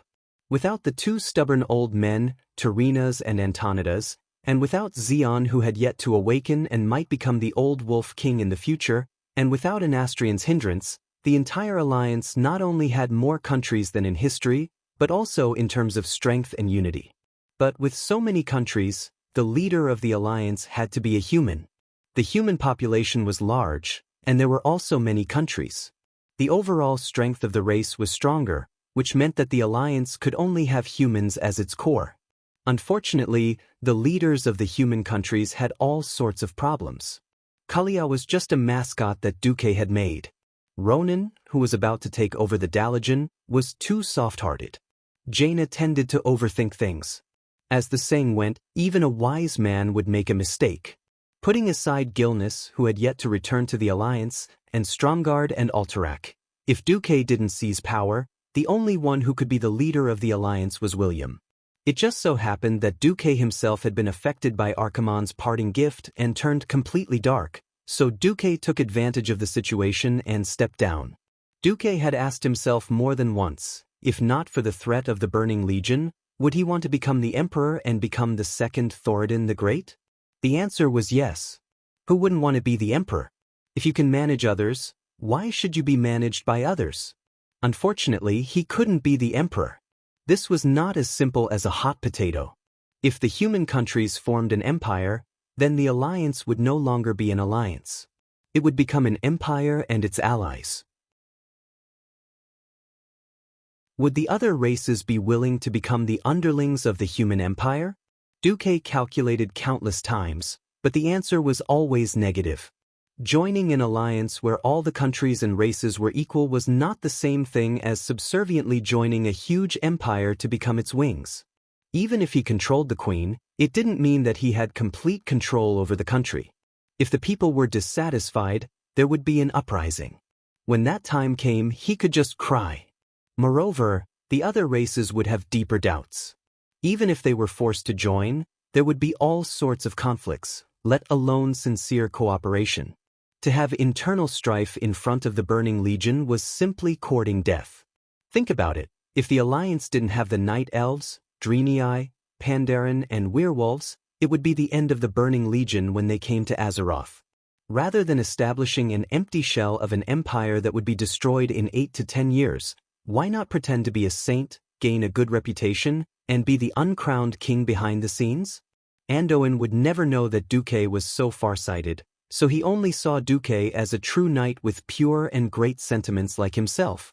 After bidding farewell to Anduin and visiting Magni and Jurban, Duque returned to the Wind Lake Villa after leaving more research and development manuals on black technology. After tonight's banquet, tomorrow would be the third day. In the morning, it was the appointed time to work for Nozdormu. After returning to the villa, Duque felt that the gazes around him were weird. The gazes of his knights were always filled with loyalty, admiration, and envy. You know that kind of gaze? Every maid's face was red. They were obviously shy, but they all puffed out their chests and sucked in their bellies. Duque held his forehead, feeling a little annoyed. Just as he entered his study, a voice sounded. "To Dear Beast Duke Marcus, Her Majesty Kalia Menethil fervently hopes to attend your banquet tonight. If your excellency wants to unleash his bestial nature, please seize the opportunity tonight." Looking at Vanessa, who stood by the door expressionlessly and with a standard demeanor, like the most loyal maid, who was spitting venomous words at him, Duque felt that his balls were hurting even more. "You're dirty, Vanessa. Oh, are you going to toy with Princess Kalia's pure maiden heart before completely trampling and abandoning it? Alright, I understand. I'll reject Her Majesty Kalia now." Solarian, who was behind him, finally could not help but burst out laughing, while the person involved, Duque, spat out a mouthful of blood. What the hell? Vanessa had really thrown caution to the wind. I really shouldn't have put them together back then. They've already formed a clique. Duque's heart almost softened. However, after the bitter battle last night, Duque knew that he couldn't take it anymore.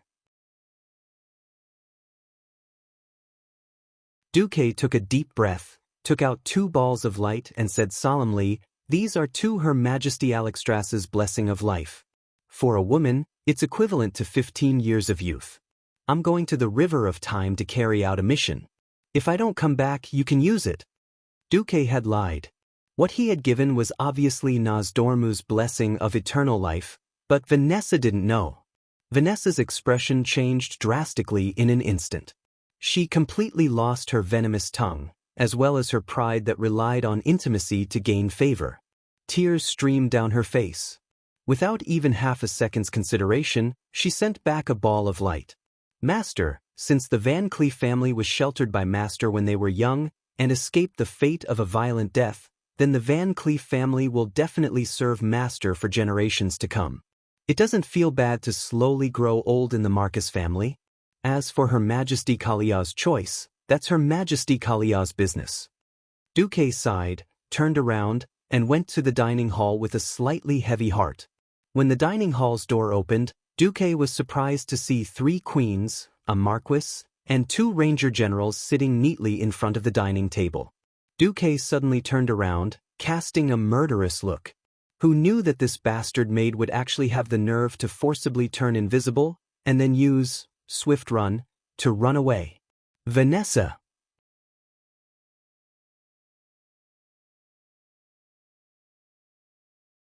Chapter 990. There's no second time in life.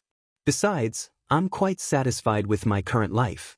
As long as I can let my people, the people I love, and the people who love me live a good life, I'll be satisfied.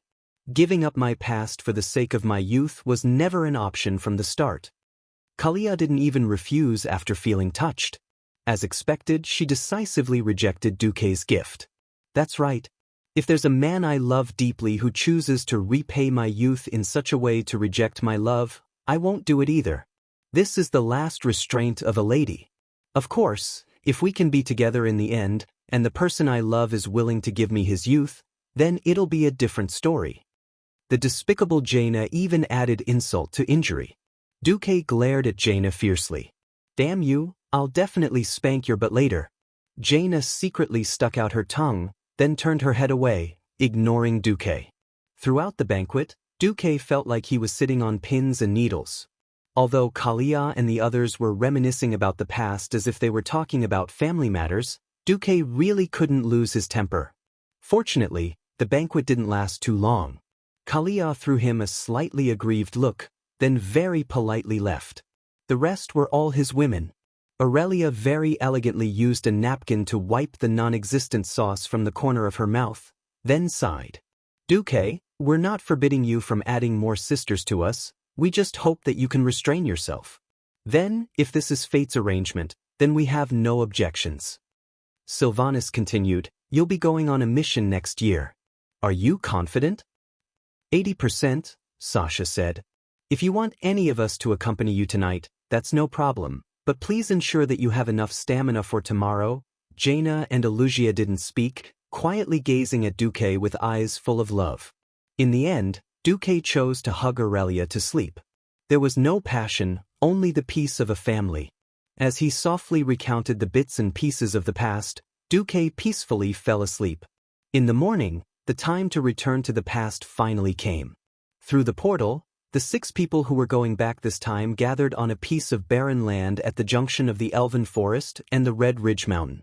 Duque looked at Grom and Brock, then at Ronan and Vanessa, and finally nodded at Krasus. "Let's begin." Nosdormu's loud voice came from the void. More information began to flood into the minds of the transmigrators from the void. Other than Duque, the other 5 finally understood the meaning of returning to the past, the ancient war. That was the limit of Nosdormu's power. It was the foundation of the world of Azeroth, and even the foundation of the entire world. If the Burning Legion had won the ancient war 10,000 years ago, then the entire timeline would have been completely overturned.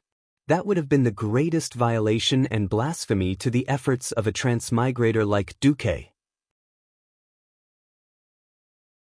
The six of them felt their surroundings blur, and a terrifying feeling enveloped their bodies.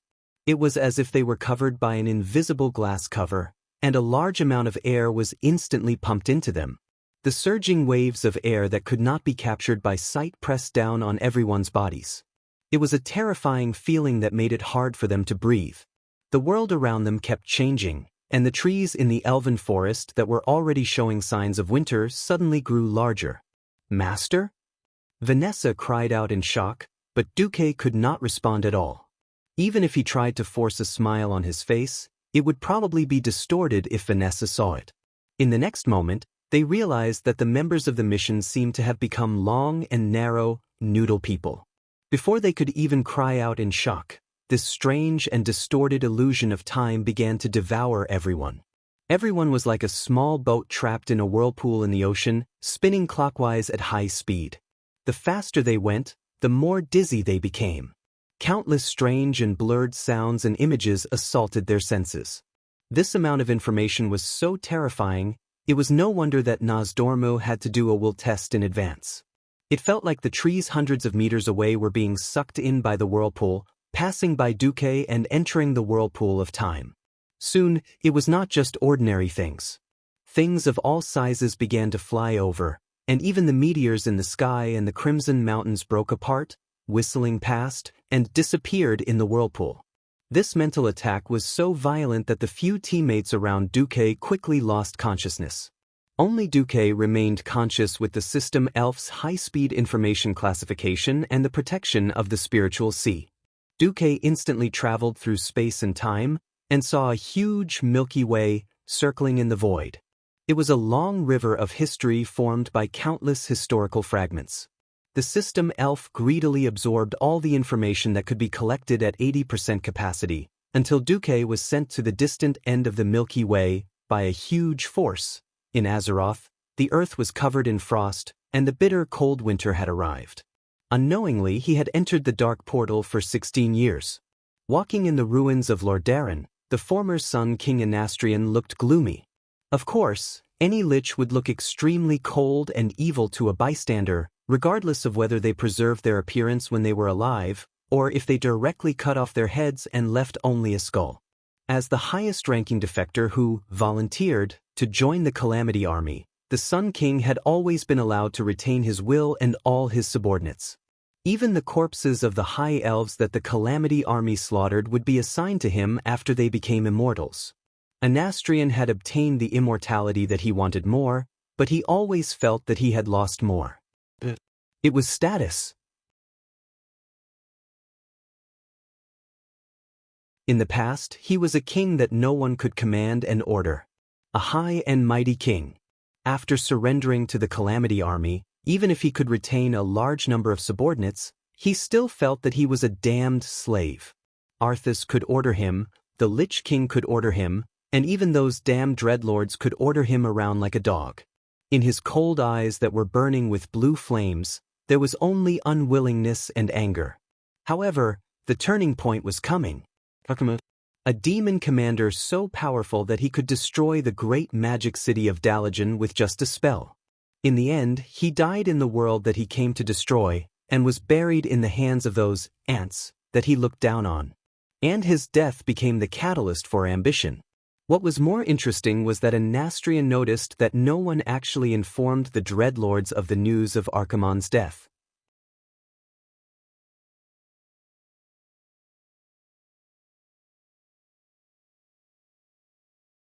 Chapter 991. The Alliance had stopped their attacks. Most kingdoms of the living did not like to wage war during winter. If the Scourge of Lordaeron belonged to Anastrian, then he would definitely take the opportunity to launch a large-scale invasion during winter, striving to destroy all the living. That way, he would be able to occupy the entire eastern and western Plaguelands and cut off the connection between the Alliance and the continent. When Kuel Salus was alone, It would be the time for him to punish the despicable traitor Sylvanus Windrunner who had stolen his kingdom and territory. Unfortunately, it was not time yet. He could only mobilize a pitiful number of undead elves, which numbered less than 100,000. Even though these undead were of high quality, with more than a fifth of them being liches of various ranks, the number of undead elves was still too little. Compared to the scourge of Tirisful that numbered nearly 10 million, it was not even worth mentioning. So he waited, like a spider that had weaved a spider's web and hid in a dark corner, waiting for its prey to come to it. Quiet and full of patience. How many months has it been since we last heard from Lord Archimonde? Why is there still no news? Desrock, the leader of the Dreadlords in Lordaeron, stomped his hooves impatiently. I'm sick of these rotten zombies. If this goes on, we'll all rot into zombies. The Dreadlords stood in what used to be the royal garden of Lordaeron. It was in this palace that Arthas had murdered his own father and brought the apocalypse to his people. That had only happened a few months ago, but it felt like a century had passed. Now, the garden that had once been green even in winter was rapidly decaying, just like the zombies and skeletons that were roaming around. Our duty is to manage this place, Desrock. Another Dreadlord reminded the leader. Then we have to stay here and ensure that the scourge can attack at any time. Of course I know that, Verimithus. Desrock roared. But no matter how many problems there are, we should have received some orders long ago. The discussion of the Dreadlords was interrupted by a violent sound. It was the sound of a door suddenly falling. The two demon kings turned towards the source of the sound at the same time and opened their bat wings vigilantly, letting out low growls out of habit. Unexpectedly, the one who appeared in front of them was Arthas, a death knight who had disappeared for many months and was no longer valued by the demon kings. The humans on the eastern side of the undead barrier claimed that they had sliced Arthas in half at the waist, and it did seem to be the case. After all, the lower half of Arthas' body clearly didn't belong to him in the first place. However, that lower body had already fused perfectly with him. Squeezing the horse's abdomen, Invincible stood up and raised its front hooves. Seeing this, every Dreadlord widened their eyes and stared at Arthas as if they were facing their greatest enemy. The self-proclaimed king of Lordaeron was not wearing a helmet. His white hair fell beside his pale face, and he had a smug smile on his face that the Dreadlord hated the most. This was because a person with this kind of smile usually meant that he was untamed and rebellious. This was not an expression that a servant of a servant should have. Arthas' voice was loud and excited. "Hello, everyone, Dreadlords." Faced with such a disrespectful greeting, these greater demons glared at him fiercely. They were obviously suppressing their anger and not letting it explode. "Perhaps I should thank you for taking care of my kingdom while I was away. However, you are no longer of any value to me." The Dreadlords stared at him for a while, dumbfounded. Verimitha was the first to react. He waved his claws and roared, "This is our territory. It's the Burning Legion's Lordaeron. The Calamity Legion belongs to the Burning Legion." Arthas laughed maniacally. Her voice was filled with delight and disdain. "Not anymore, idiotic demons. Archimonde died in battle under the World Tree on Mount Hyjal 4 months ago. The Burning Legion is finished. It'll be perfect once I kill you all." He grinned and raised Frostmourne high. The runes on the blade shone and danced. He did not even need to tighten the reins. With Invincible, he charged straight at the 3 Dreadlords. However, Arthas had underestimated the Dreadlords' cunning and ability to escape. Unless it was a place of death like Mount Hyjal that had an evil banishing magic circle set up in advance, the Dreadlords could really run away. "This is not over, you despicable bone scum knight." After letting out a cry of despair, the Dreadlords had no intention of fighting Arthas at all. They immediately teleported away. Their speed was obviously faster than Invincible's movement. Frostmourne only pierced the air and let out a disappointed wail. Arthas was furious, but he quickly regained his cheerful mood.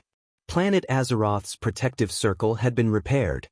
The demons could not leave, and no reinforcements could come in. The Dreadlords were like rootless duckweeds. They would fall sooner or later. The difference was whether they would die by his hand or the alliance that he hated. "We knew you would come back, Prince Arthes." Thuzad was very excited. Arthes did not even bother to look at his loyal servant. Instead, he stared at Anastrian. "I'm glad to see that your body is still strong, son King Anastrian," Arthes said sarcastically. "You also knew that I would come back. So, are you ready to lower your humble head?" Anastrian's anger was erupting from the depths of his soul. It swayed wildly, but the soul fire burning in his eye sockets was still calm. Lowering your head to the strong is the greatest principle in the world. After saying that, he lowered his head. But in his heart, he swore that this would be the last time.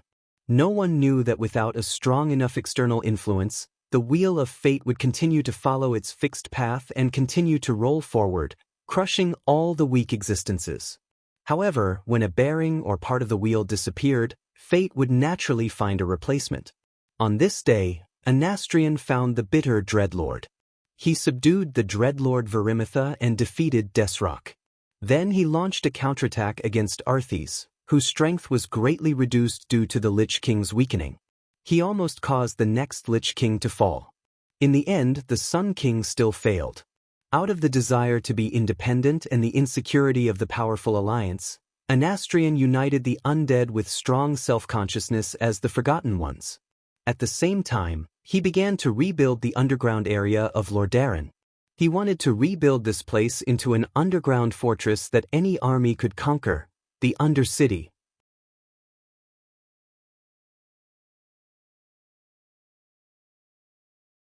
Chapter 992. Who am I? Where am I going? The groggy Duque naturally asked the legendary 3 philosophical questions in his mind. He forced his heavy eyelids open, and what he saw was not the green trees and mountains that he had imagined, but a high-tech object that did not match the surroundings at all. Through the huge porthole, he could see the universe clearly. It was extremely dark in the distance, and there were no stars, but there was a distorted void that glowed with green light from time to time. Up close, he could clearly see the streamlined hull of the spaceship, and the body of the spaceship had the iconic pale yellow-green light. There were black decorations with green edges everywhere in the cabin, and they were filled with dark energy. Duque's first reaction was, "Holy T." His second reaction was, "Holy T." His third reaction was, "I bought a big watch last year. Am I going to be struck by lightning for being too pretentious before I transmigrated? What happened to going to the forest? Throwing me into the Burning Legion's battleship? Nosdormo.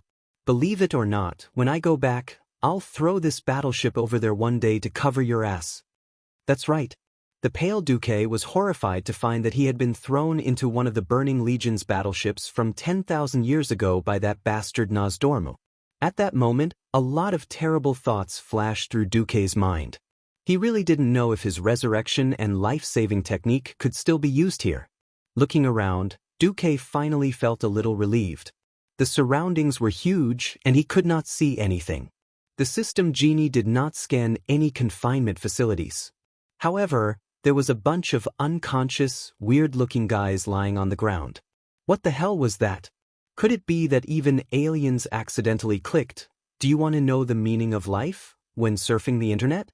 Then the computer was immediately downloaded with a bunch of rubbish web-based games and rogue software. Oh no, was it immediately teleported here to play unlimited games? Huh. I didn't expect a candidate to have super strong mental power. Interesting. That's right, sister. What a surprise. Looks like I've picked out a good seedling. However, he's overflowing with a faint holy light. It seems like he's not someone summoned by Master. Should I get rid of it? The voices came from above, but why did Duque feel that the 2 voices speaking in the Eridar demon language sounded so familiar? Raising his head, Duque's face darkened. Because in this huge and spacious cabin, 30 meters above his head, 2 figures, one purple and one yellow, that he was very familiar with, were staring at him with eyes full of venom and malice. The Eridar twins. High-rank warlocks Auras and Queen Sololas. Duque had no doubt that the 2 adjutants of Kill Jaden in the Twisted Nether with their full strength could easily kill him.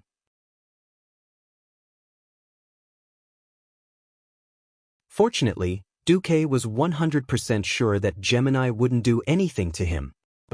Because just now, Duque's face had turned black, and it was literally black.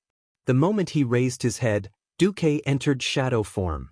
This was especially so for Queen Sololas who specialized in shadow magic. We're on the same side, don't shoot. As expected, the Eridar twins' clear and melodious giggles could be heard. Interesting. Really interesting. Using light to cover up darkness? What a magical creature. Looks like we don't have to wait and choose anymore. It's him then. We can get rid of the rest. Yes. The Burning Legion's way of dealing with things was always so simple and violent. Why was the Burning Legion called this?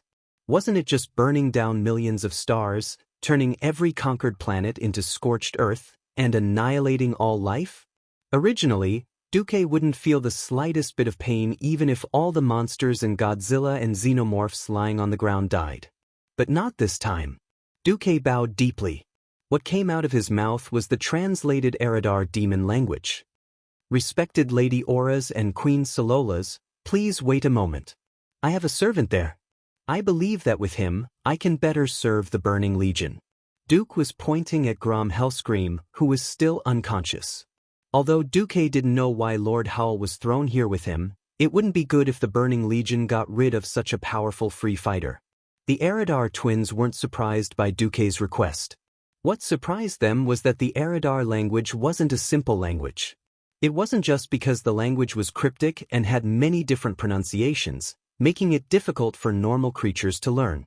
More importantly, every word in the Eridar language contained a powerful dark force. This was the Twisted Nether, where the demon's power was strongest. If one wasn't powerful enough, they wouldn't even be able to say a powerful demon's name in the Eridar language.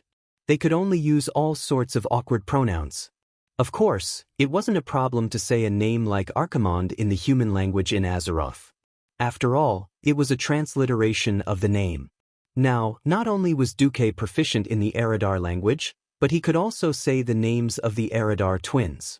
This meant that Duque's power was at least second to that of a demon lord. Queen Sololas was slightly stunned. Then she fired off a barrage of questions. What creature are you? Occupation? Where did you come from? Why do you know the Eridar language?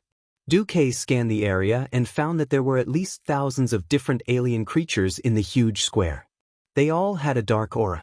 After using the system ELF to analyze Queen Solola's expression, pupil dilation, heartbeat, and other data, the system concluded that there was an 92% chance that the Eridar twins really didn't know who Duque was.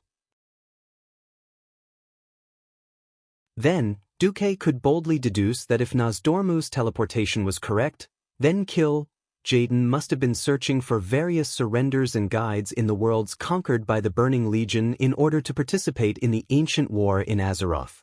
Then, the Eridar twins first observed Duque's physique and saw that Duque could freely switch between light and dark powers before deciding to complete the selection.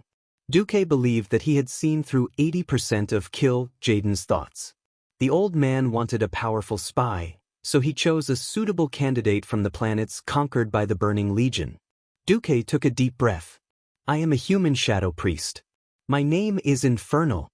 I come from the Burning Legion's vast territory in a galaxy called Andromeda, a planet called Mass Effect. As for why I know the Eridar language, of course, it's because I admire the great Sir Jaden and worked hard to teach myself.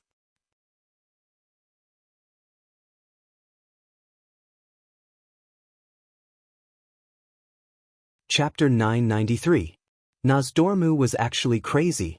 Even if Duque owed him a favor, he actually sent Duque to the ancient war. Who was Duque? Duque was the man known as the History Disintegrator. Well, the biggest joke in the 16th year of the Dark Portal was born. Nozdormu sent a History Disintegrator to fix the history of 10,000 years ago. At the same time, in the 16th year of the Dark Portal. In the winter, the course of history was more or less the same. In order to punish the Lich King's betrayal, the demon commander Jaden took Illidan in as a minion and sent him on a mission to destroy the Lich King. Illidan received the help of Vash's Naga, who returned from Azhara and entered the tomb of Sargeras to obtain the artifact Sargeras' Eye, which was used to destroy the Lich King. The Night Elf Warden Maiev Shadowsong lost many of his subordinates in order to hunt down Illidan. Malfurion and Tyrant responded to Maiev's call for help and arrived at the Lordaeron continent. They were unfamiliar with the place and asked for help from the Alliance. The Alliance sent an elite task force led by Kael, and Gavin Rad to hunt down and successfully stop Illidan from destroying the Lich King. However, Maiev used lies to make Malfurion release Illidan again to save Tyrant, who was in danger. Under Kill Jaden's guidance, Illidan found a small magic portal that Archimonde used in the middle of the Endless Sea and ran to the Outland. Maiev once again entered the portal to the Outland in order to hunt down Illidan. In this life, because the Blood Elves were one of the Alliance's hardcore supporters, only Vash's Naga joined Illidan's army. After a big battle, Illidan still captured Maiev alive. Illidan accepted the help of Akama the Broken and defeated Magtheridon, who ruled the Outland, to become the new king of the Outland. However, Jaden still chased him here and forced Illidan to attack the Lich King again.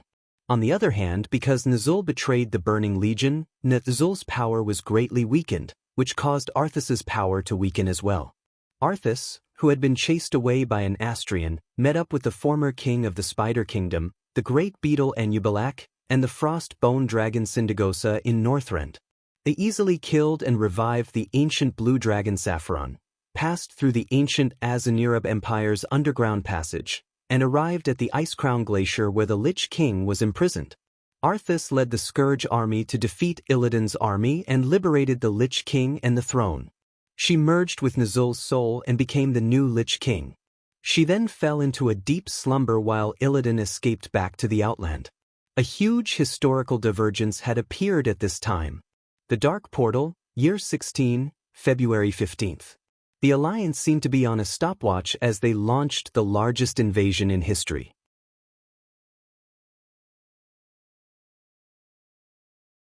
Even the ice and snow hadn't completely melted yet, and the sudden multi-pronged attack left an Astrian and his subordinates dumbfounded.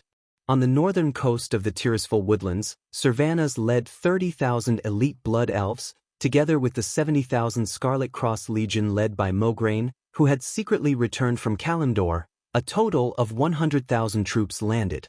Further west, on the Whispering Coast, Magni Bronzebeard's Dwarven Mechanized Legion and Turalian's Kalimdor Expeditionary Force arrived together with Jaina's Theramore army under the cover of Kutira's fleet. In the southwest, Anduin Lothar's Stormwind Elite Army, Marcus's Territory Private Army led by Reginald Windsor, and the 2nd Tank Corps of Iron Furnace Fort, Thundergod's Hammer, led a fleet across Lordamere Lake and landed near the Maldin Orchard in the southwest of the Undercity, which hadn't been built yet. They pressed close to the Undercity, and a Nastrian didn't dare to send a large number of reinforcements.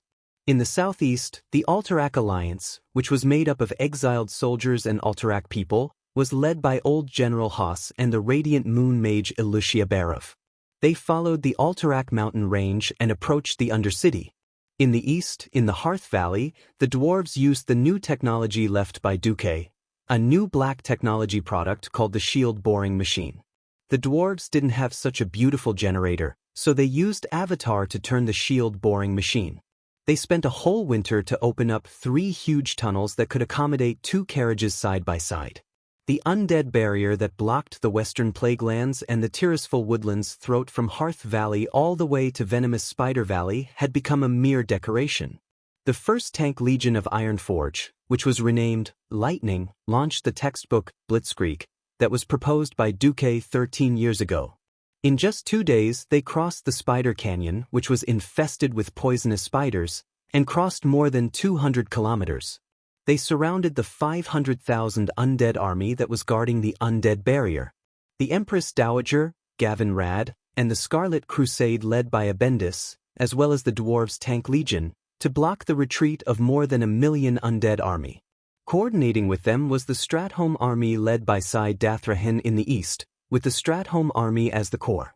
The 200,000 Lordaeron soldiers who weren't elites couldn't attack the fortress, but the undead army that was suppressing the undead barrier wouldn't be a problem.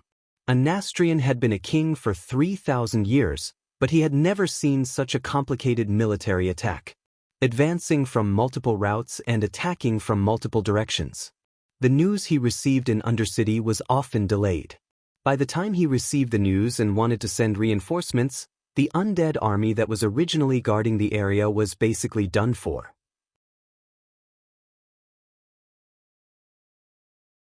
They were either surrounded or devoured by the reinforcements.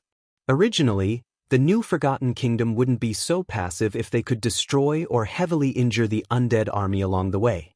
In fact, the Sun King did the same.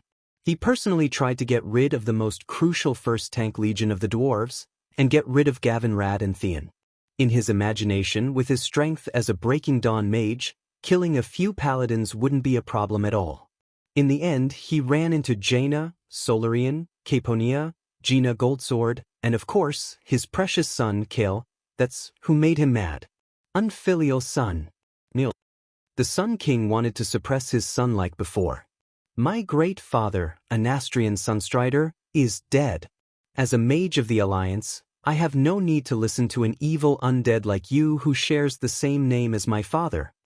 After experiencing the Battle of Mount Hyjal, Kale, that's who had cleared his name and become a hero, had a completely different spirit from before. From the day he killed Archimond, he finally had the backbone of a powerhouse.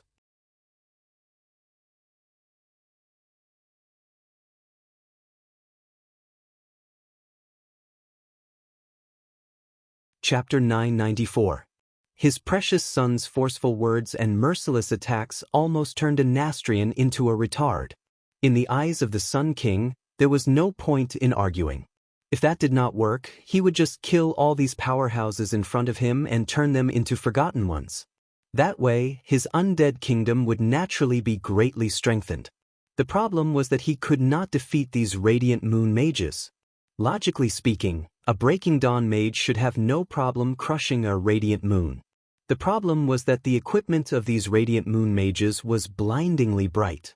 They were all high-grade epic-grade equipment from Mount Hyjal, and their various attribute bonuses were many times higher than an Nastrian's. Although he had once been the Sun King, and his equipment was definitely not bad, being the best of this era, his opponents had equipment that was 2 whole generations ahead of him. When the Sun King's magic could not break through the magic shields of any of the Radiant Moon mages, he knew that he could not win this battle. Once they fell into a tug of war, the natural weakness of fire mages was exposed. Fire mages had the worst stamina out of all mages. He had no choice but to retreat. But when he brought the Silver Moon counselors with him in the next battle, they would face a large group of mages who had joined the Alliance's court mages. It was another pointless battle of magic. Neither side killed the other, and even the Sun King's magic circuits were overloaded. What made the Sun King even more furious was that the other side's equipment was too good, and their mana recovery speed was actually above the undead.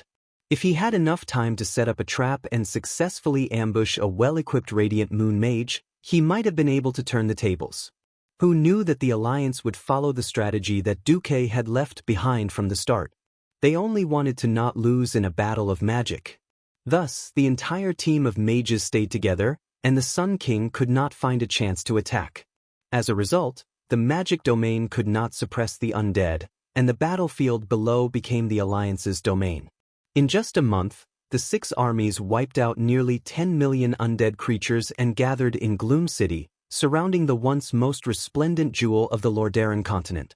Looking at the dilapidated Lordaeron city, Mograine and the rest of the Lordaeron people sighed endlessly. Hurry up and attack Lordaeron city. Drag out a Nastrian who stole our Lordaeron's pearl and purify him. Mograine raised Ashbringer high, full of fighting spirit. However, Anduin waved his hand and pointed at the collapsed city wall. It's easy to take down Rotterdam city, but it's not easy to take down the newly built Gloomy city. Some people might ask, isn't this the same city? Of course not. The old Rotterdam city was mainly on the ground. However, the core buildings of the newly built Undercity were all underground. As a veteran commander, Mograine knew how cruel the street battles were when attacking a castle, not to mention an underground fortress. If this wasn't the capital of the Rotterdam Kingdom, he definitely wouldn't be willing to waste the lives of so many young people to attack. However, for the sake of the glory of the Rotterdam Kingdom, they had to fight no matter how difficult it was. Just as Mograine was about to order an attack, Queen Kalia appeared. "Your Majesty!" Mograine hurriedly bowed. Kalia said in her pleasant but firm voice, "Alessandro, have you ever thought about the terrible consequences if the war turns into a tug of war? Every warrior who attacks the underground city will not be able to return. Their corpses will be desecrated, their souls will be forced to fall, and they will become part of the enemy." Mograine immediately felt bitter. Queen Kalia looked at the white city walls that had become extremely dilapidated. Seeing that the beautiful city that had nurtured countless generations of Rotterdam people had become extremely dilapidated, she gently stroked her chest. Beneath her muscles and bones, there was a heart that was aching. Arthas has already desecrated Rotterdam city once. Now, the despicable Anastrian is doing it again. Not only did they desecrate the former capital of the Alliance, but they also want to turn this place into the scariest and dirtiest dark sanctuary. As a member of the Alliance, I will never allow such a thing to happen. Kalia took a document from the hands of the maid beside her, signed her name on it, and stamped it with the Queen's seal. She then handed a copy to Andoin, to Rayan, and Mograine. "In the name of the current Queen of Rotterdam, I agree that the Alliance will carry out carpet bombing of Rotterdam City. We will use all methods to deal with the undead under Rotterdam City. We must let every evil undead creature be purified by the holy light." Bombarding the capital of a united nation, even if it was once the capital, was not something that could be done casually. Without the consent of the suzerain, even if they managed to conquer it, there would be too much damage to the valuable ancient buildings. It would be a mess that was hard to clear up. Brothers might become enemies if things went wrong. However, it was not easy to attack this compound city with Rotterdam City above and Gloom City below.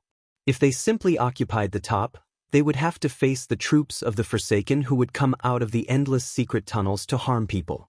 Every building, every alley, every corner could become a tunnel for the enemy to attack. In order to reduce unnecessary sacrifices, Duque convinced Kalia from the beginning. Then, a siege that subverted everyone's imagination began. First, there was the earth-shattering bombardment.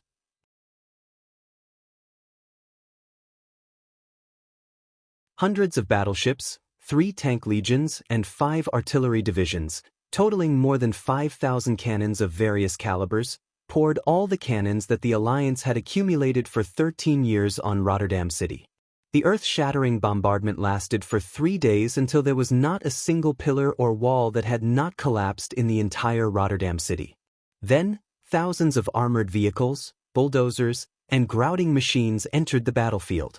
Even the chassis of the multi-purpose steam tanks were equipped with armor plates that were 30 centimeters thick.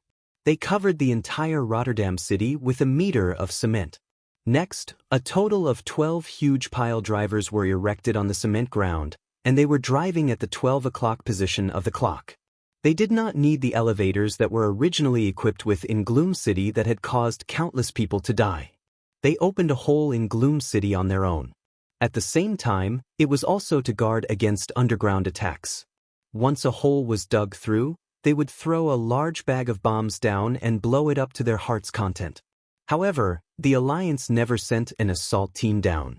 2 kilometers away from the original city wall of Rotterdam City, the steam tanks were working day and night to surround the entire Rotterdam City. Their goal was to dig a huge trench that was 50 meters deep and 30 meters wide to ensure that no undead could dig tunnels and escape. When carrying out that plan, Duque calculated according to the largest area of Gloom City in history. In fact, that was an extremely safe method. At this moment, the outermost underground wall of Gloom City was at least 2,000 meters away from the huge trench.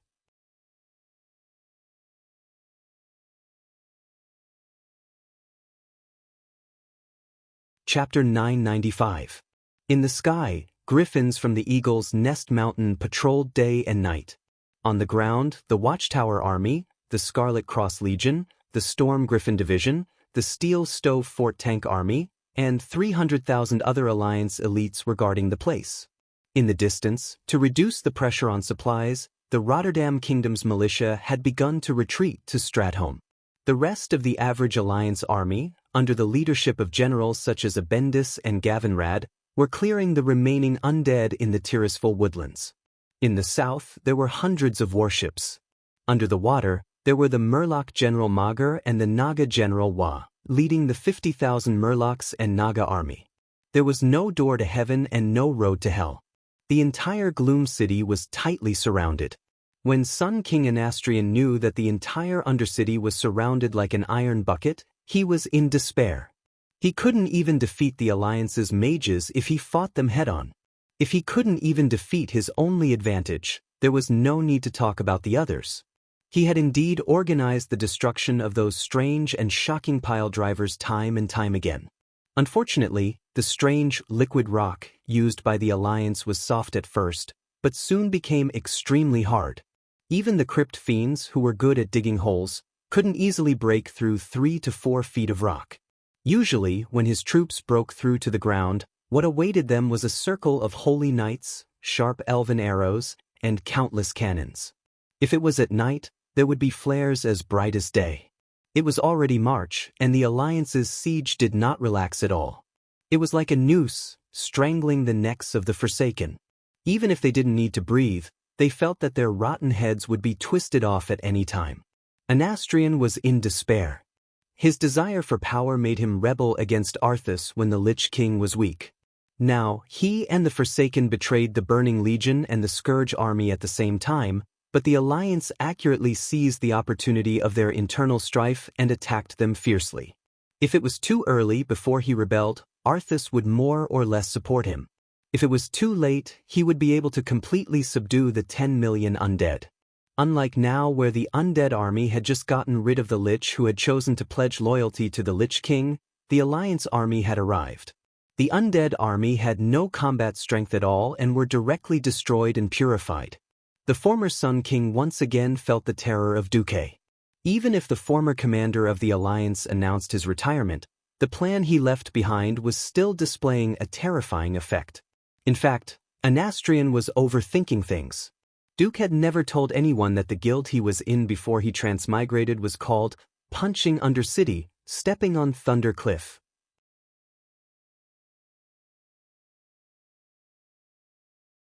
Of course, on the battlefield of Atlantis Mountain, the Horde guild that was the fiercest against him was make all Alliance girls pregnant with Horde children. As the destroyer of history, Duke simply could not tolerate the continued existence of the Forgotten Ones in the Rotterdam Kingdom and quell the loss at the moment when the Rotterdam Kingdom and quell the loss were being protected. In Duque's eyes, Nizul's betrayal was inevitable. If Anastrian jumped out as well, it would be even better.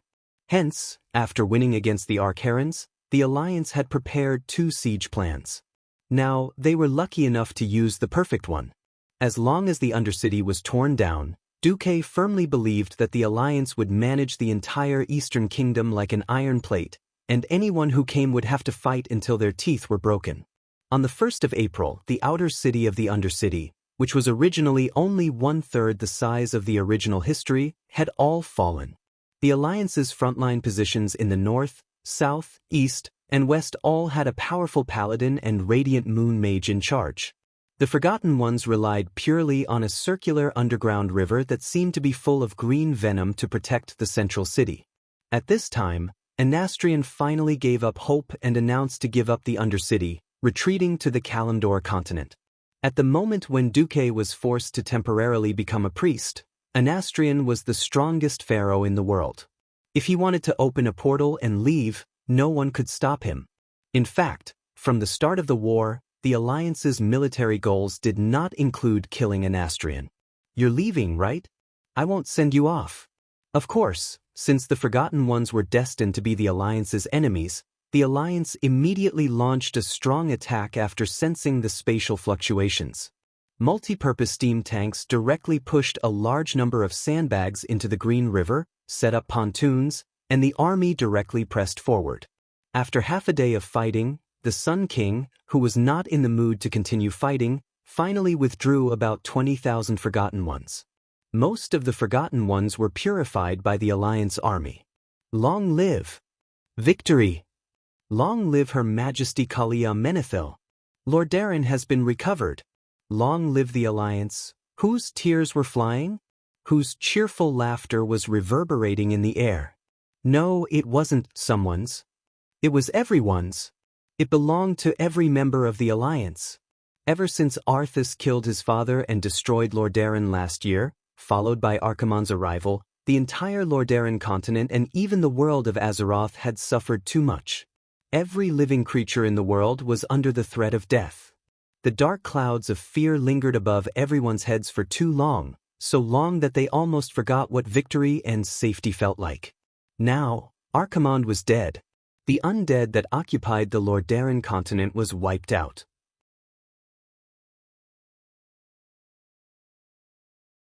How could everyone not be wild with joy?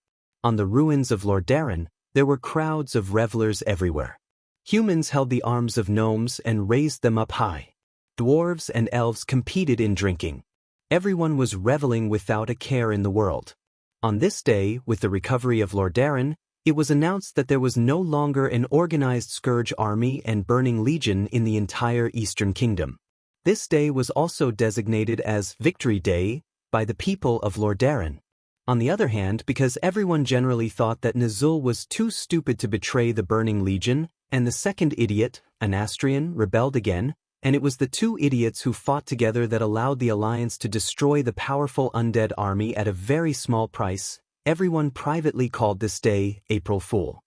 They used this to mock Nazul, who was trapped in Northrend, and Anastrian, who was in the Winterspring region of the Kalandor continent.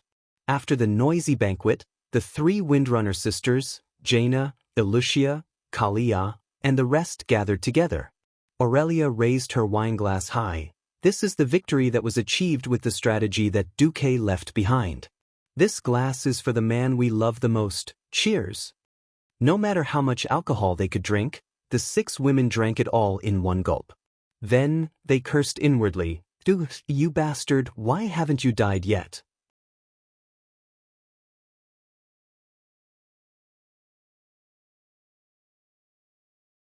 Chapter 996.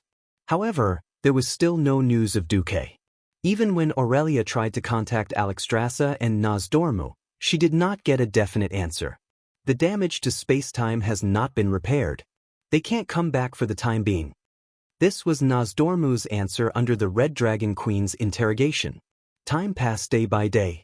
Due to the constant invasion of werewolves from the Silverpine Forest, the Alliance organized an encirclement in May. The effect was not very good. The werewolf disease was an infectious disease similar to the plague. Anyone who was bitten by a werewolf would become a werewolf. This was similar to the snowball tactics of the undead. If it was just to exterminate the werewolves, it would be easy. The problem was the strange characteristics of the Emerald Dream. After the Emerald Dream area that Erigel used to make the werewolves sleep was opened, there was more than one exit. Werewolves could appear out of nowhere anywhere in the entire Silverpine Forest area. The werewolves constantly attacked the Alliance's supply team. As a result, the number of werewolves increased. In desperation, they could only announce a border blockade.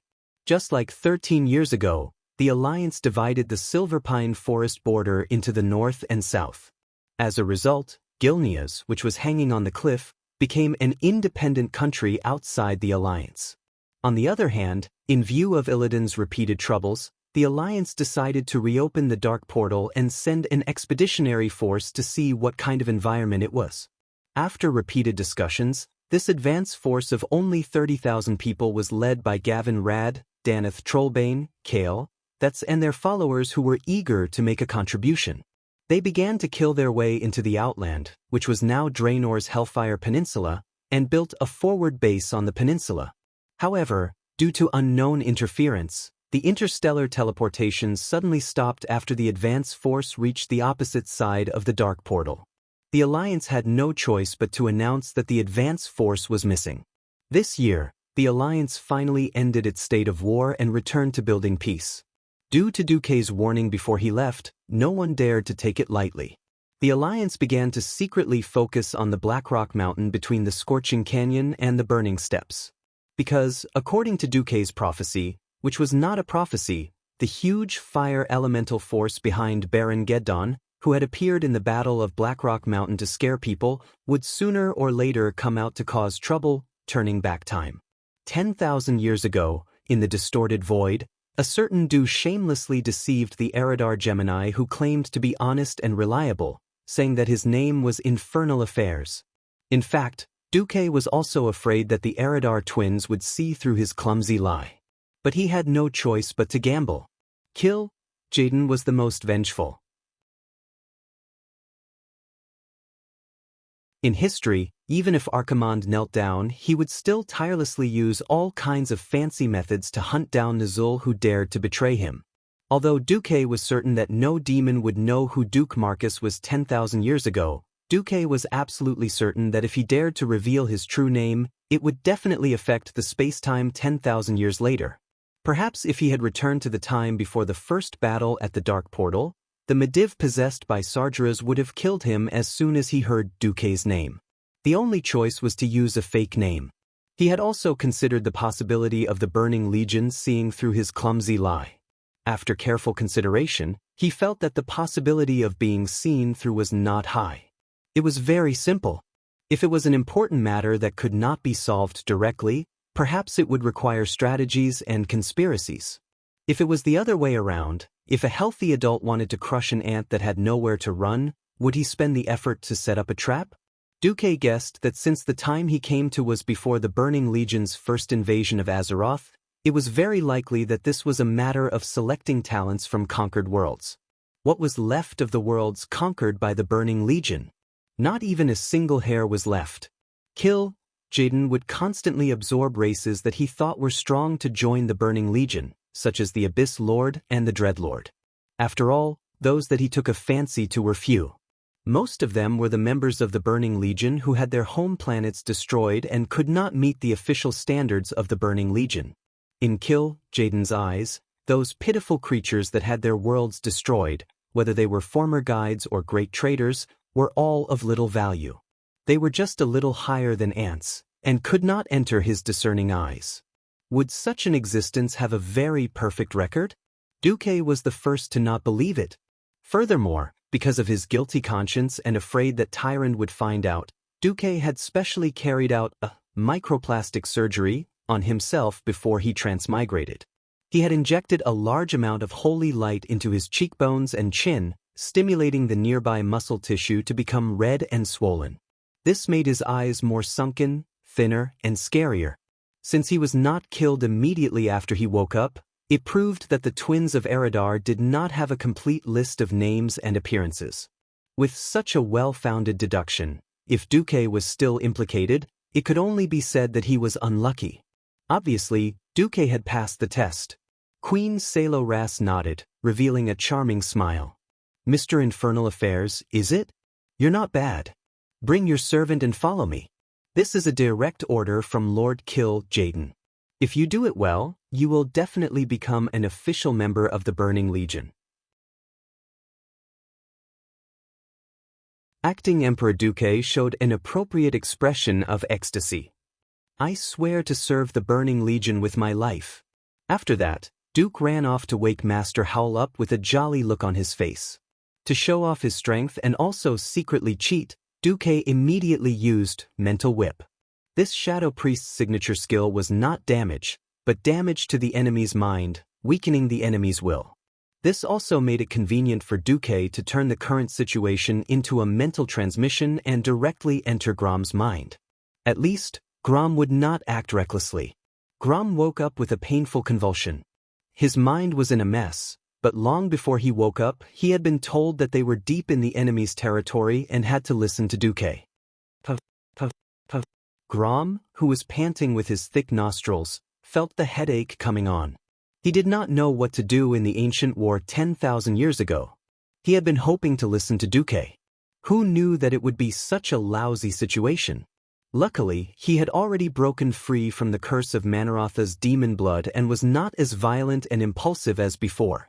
Otherwise, He was afraid that he would not be able to control himself and rush forward with blood roar. Feeling the gaze of the Eridar twins, Grum finally stepped onto the stage of an actor. He lowered his head, feeling a little fearful and uneasy. He deliberately asked, "Master of Infernal Affairs, what happened?" Acting Emperor Duque explained the situation to Grum seriously, then said, "Mantis Shrimp, let's go." Right? Mantis Shrimp was the fake name that Duque had given to the famous Grum Hellroar.